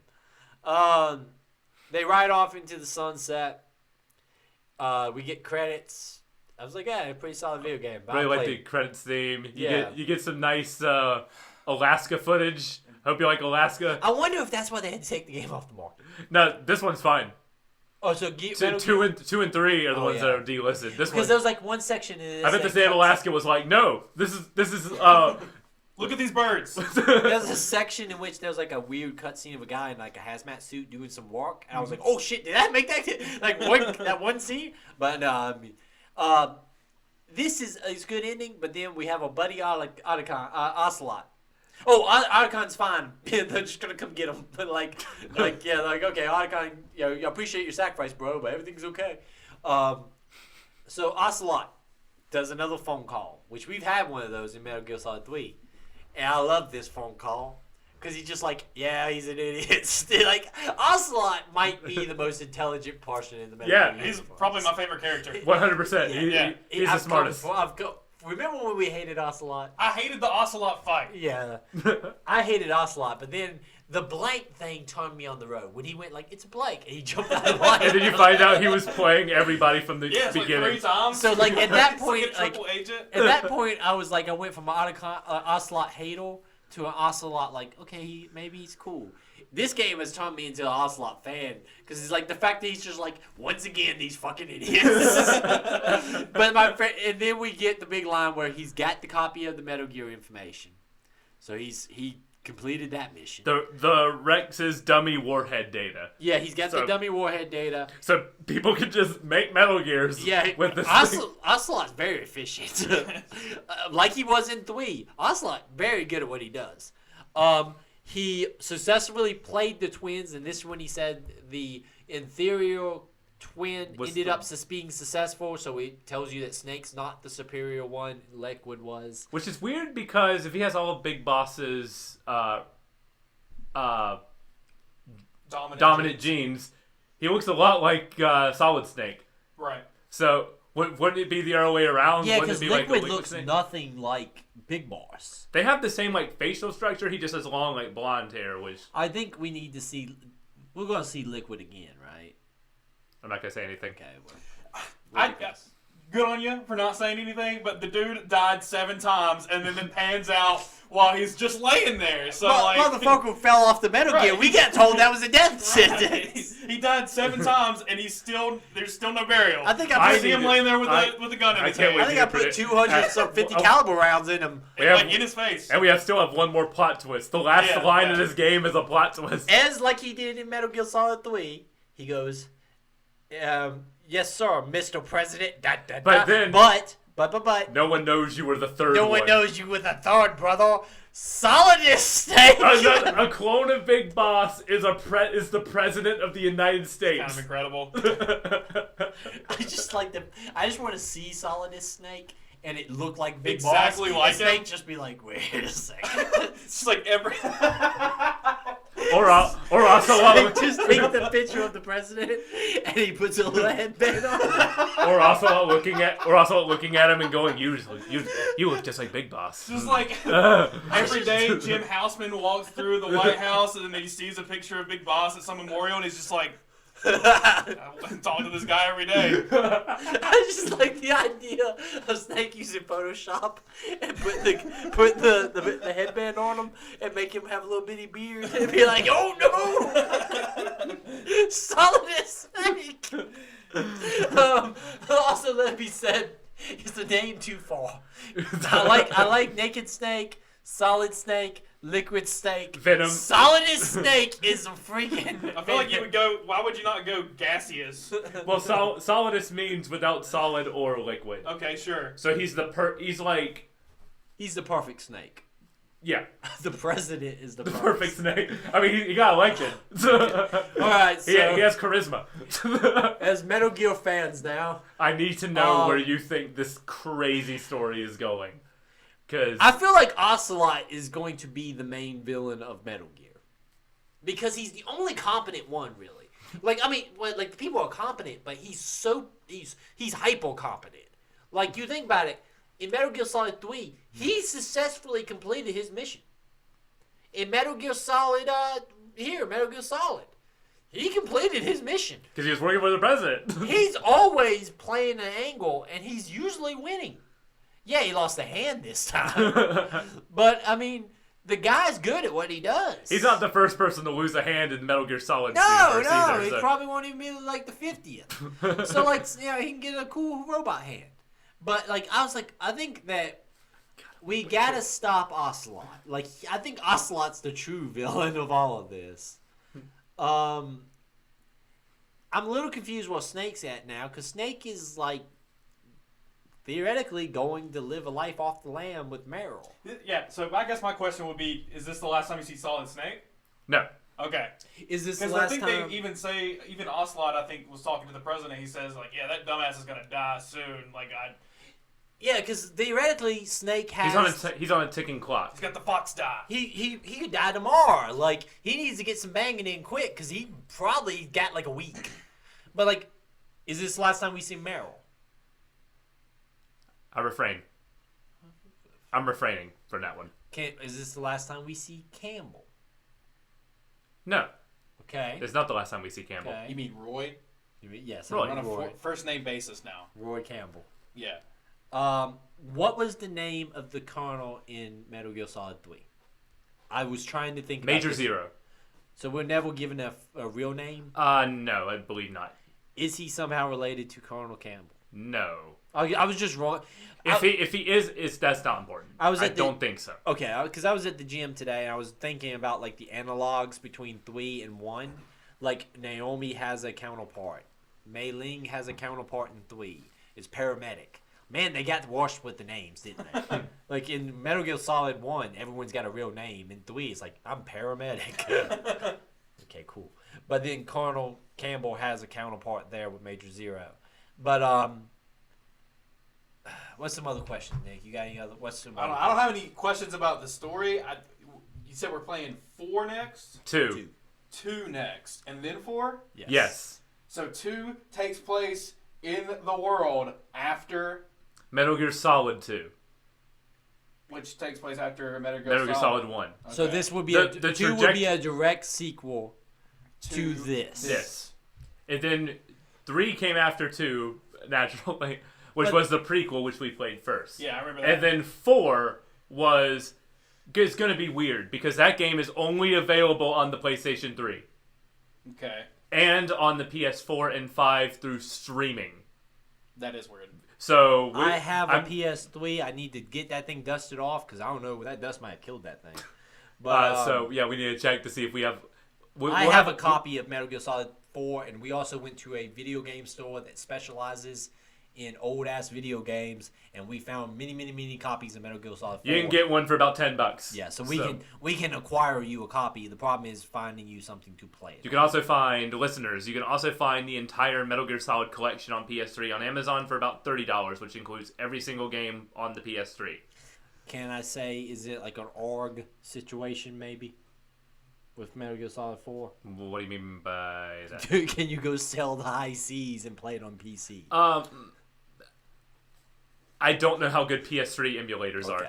Because the PS3 was a notoriously hard system to work with. We're trying to be anyway. very vague here because I don't want Sony coming after our asses. Emulators are legal as long as you own a legitimate copy of the game and rip it And yourself. I own them. You own a legitimate copy of the game, and if you rip it yourself, you can play it on an emulator. I The think question is how stable that emulator is. What we need to do I is we don't should know. all get together and play Metal Gear Solid 4 together. But 2 is our next game for the show, but we are going to play 2 next season because I feel like you guys are very excited to know where this insane story The fact goes. that I have a save state at Vulcan Raven, and I plan on not giving back your PlayStation Classic until I can replay that Liquid fight. It might be worth putting in the flash drive the completely legitimate flash drive. That was attached Full of ROMs that you ripped yourself. Totally legitimate legal copies of games. I wonder what legitimate legal copies of games might be on there. Some cool PlayStation stuff, including the Metal Gear Solid spin-off game for PlayStation, which is just like, people like Metal Gear Solid, here's a bunch of VR missions. Oh, okay. So I might fiddle around with that. that's fun. I have another question. Yes. Are the things that are happening in these games the, like, rap sheet of things that was at the end of 3? Yes. Because Okay. So far. because And they're like important stuff. Like they totally mentioned the Laissez Frontiere project and the Sons of Big Boss being born in 72. then they also mentioned 1996. 2001 is when the Shadow Moses base crisis. 2005 was 2005 was the Shadow Moses crisis, which yep. is what we just participated in. What is Shadow Moses? That's the base. That's we're the at. base. Okay. Shadow So Moses Island That's was what the this nuclear is Shadow facility. Moses. They only mention it really at the beginning of it. Is the term Peace Walker, is that a thing? Peace Walker is a game where you play as Big Boss on the PS3 and build up Outer Heaven. So that's what that happened before this. Yes. And it's what this dude, Liquid Snake, is trying to do. Yeah, he's trying to make Peace Walker. Okay. So Big Boss is actually kind of successful in his plan to make a nation to itself for soldiers. And he does that multiple times over. He Because builds up he Outer keeps Heaven like 3 He keeps getting times. fucked over, basically. He builds up Outer Heaven like 3 times, and he's like, screw it, I'm making my own island nation where I'm just going to control all the nukes. called Zanzibar. And then Solid Snake murders him. Yeah, he murders him. Do you kind of want to go play those Nintendo games? Because I kind of want to go play those Nintendo games. Nintendo games? Like the ones when Snake fights Big Boss. The and Japanese shit. computer games. Oh. Those are on... Have they been translated? Yes, they are on the HD version of Metal Gear Solid 3. Damn. Which I believe you own, Eric. Do I? Did you buy the HD? I thought you bought the HD collection. With 3 and 2? With 2 and 3, yeah. So it's Shit! Well, so it's on there. Well, if you've got it now, I can't get it now, right? Oh yeah, If you bought it then, I can't get it now. Oh yeah, it's delisted now. So But we might need to go to some video game shops and find us a copy. a Metal Gear Solid 8 HD or a Yeah. way to play Metal Gear Solid 2. I'm sure somewhere on the... Please, Konami, Please relist Metal Gear Solid 2. I ain't gonna lie. If I don't have it, I'm gonna be really upset. I thought I bought it at one of the mini sales, but I'm notorious for things that are under $10 falling into the cart of like I'll buy it. But I'm also notorious about telling myself I'll buy that tomorrow and not doing it. You leave it in the cart and then come back and be like, jump price. Yeah, I'm very concerned. I'm very concerned about that. I'm gonna check that when I get home. But if not, we might need to go to some shops. Find some copies of Metal Gear Solid 2. Because I'm actually very invested now. Yeah, like, me too. If we were not going to play the rest of these games, I would go home right now and watch one of those 3-hour YouTube videos that's like, here's everything. There's some cool T-shirts that I was looking at. They are just like Foxhound Unit shirts. Yeah, Foxhound's cool. But the group, they just got the logo on there, and then there was some cool shirts that are that have the artwork from the painted watercolor style. That's not done corny. It's not like just a big image of it, but it's like splashed across like the chest. And I was looking at some of those online. I was like, these some cool damn Metal Gear shirts. This is a damn good video game. Yes, it is. Barring some like 1998 game design decisions, this is an incredible game and probably the best game on the PlayStation 1. I would say. Top 5 at least. Yeah. I'm trying to think what would compete with it. I mean, RE2 to me is a soft spot, but damn. First Tony Hawk maybe. Not Tony Hawk 2. But damn, dude, this is ahead of its time. I know there's always been a lot of like want for a remake. Now that I've played the original, I would love to see a really high quality remake. I don't know how you could do it without like you would have to again do the RE thing and like expand so much. But expanding so much Metal Gear also means expanding so much to the lore, which can be a whole can of worms if you want to add something to this. I ain't gonna lie, insane. even a 10-hour version of this with like Metal Gear 5 controls, I would fucking play. I would pay $60 for a 10-hour. I mean, RE3 remake is I would just play it over and over again. Like, yeah, RE3 remake is not very long, but that was a good game. Yeah, but I'm at the point now that if you can give me a solid 10 hours. Fuck, man. I'll take that shit in a heartbeat. Hell, you cut out all those cardboard shit and give me an 8-hour game. I'll fucking take that. Have Otacon bring me the cards.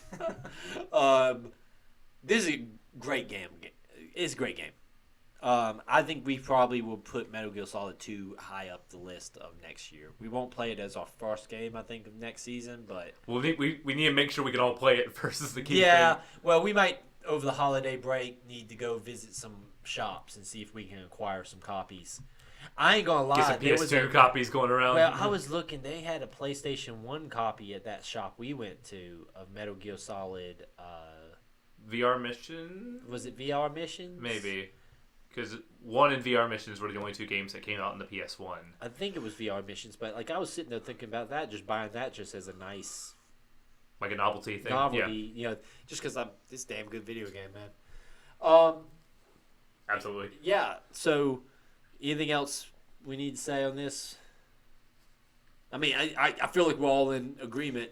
Yeah, I like this game a lot more than I liked 3. I do too. That's actually a good point. I sticking with the as a essential 2D controls, it does it a lot better. As a Metal Gear Solid fan and a fan of the lore in general and of the gameplay, I feel like it's sacrilege to say it is that 3 is not the best of the first 3, but I'm like, oh yeah, 3 is probably my least favorite because 1 has plays really well for the time and 2 just goes off the rails insane. 3 is just a competent game all the way around. I'm just like, that's cool, but give 3 feels like 3 feels like it would have benefited with a few more years of other games making mistakes, so they could have dodged some of the pitfalls. Like, yes. Some of the stuff you talked about, like having to make a claw hand to get a fucking first person shot. If 3 played like 5, it'd be the best game ever made. Oh yeah, like dude, and like I said, I talked about 5 a lot. There's some rumors about a remake of Metal Gear Solid 3 in the Fox engine. So those those rumors better be true because remember when they had those like really awesome looking high res cutscene remakes, and it was like a Metal Gear Solid 3 for a pachinko machine. I was like, dude, somebody showed this to me. I watched the playthrough of that pachinko game. 5-year-old news, and I was like, they're making this, and he's like, no, it's a gambling machine. I ain't gonna lie, a very high quality remake of 3 even.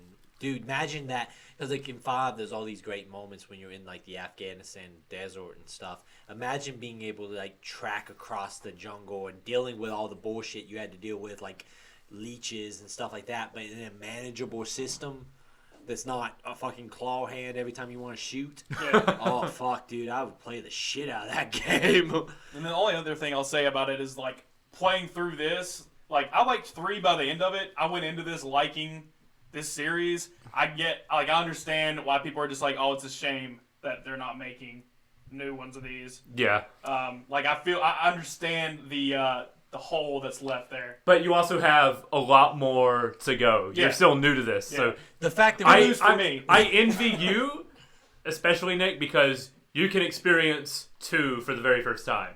Okay. Never played 2. I know you never played 2, but I feel like you know more than you think about 2. More than you would know. There's probably some stuff that's like, oh, I knew this.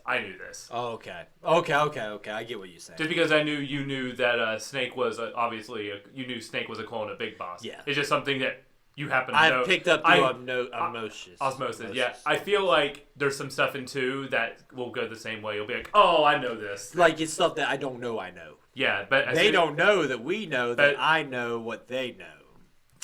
Oh, I know it all. Mike is like, I know it all. Two, I'm building up 2 so much, but 2 legitimately is one of like top 3 favorite video games of all time. I was looking on my shelf. I played Metal Gear Solid Portable Ops on the PSP. I had that game, and like I said, I had no context for it.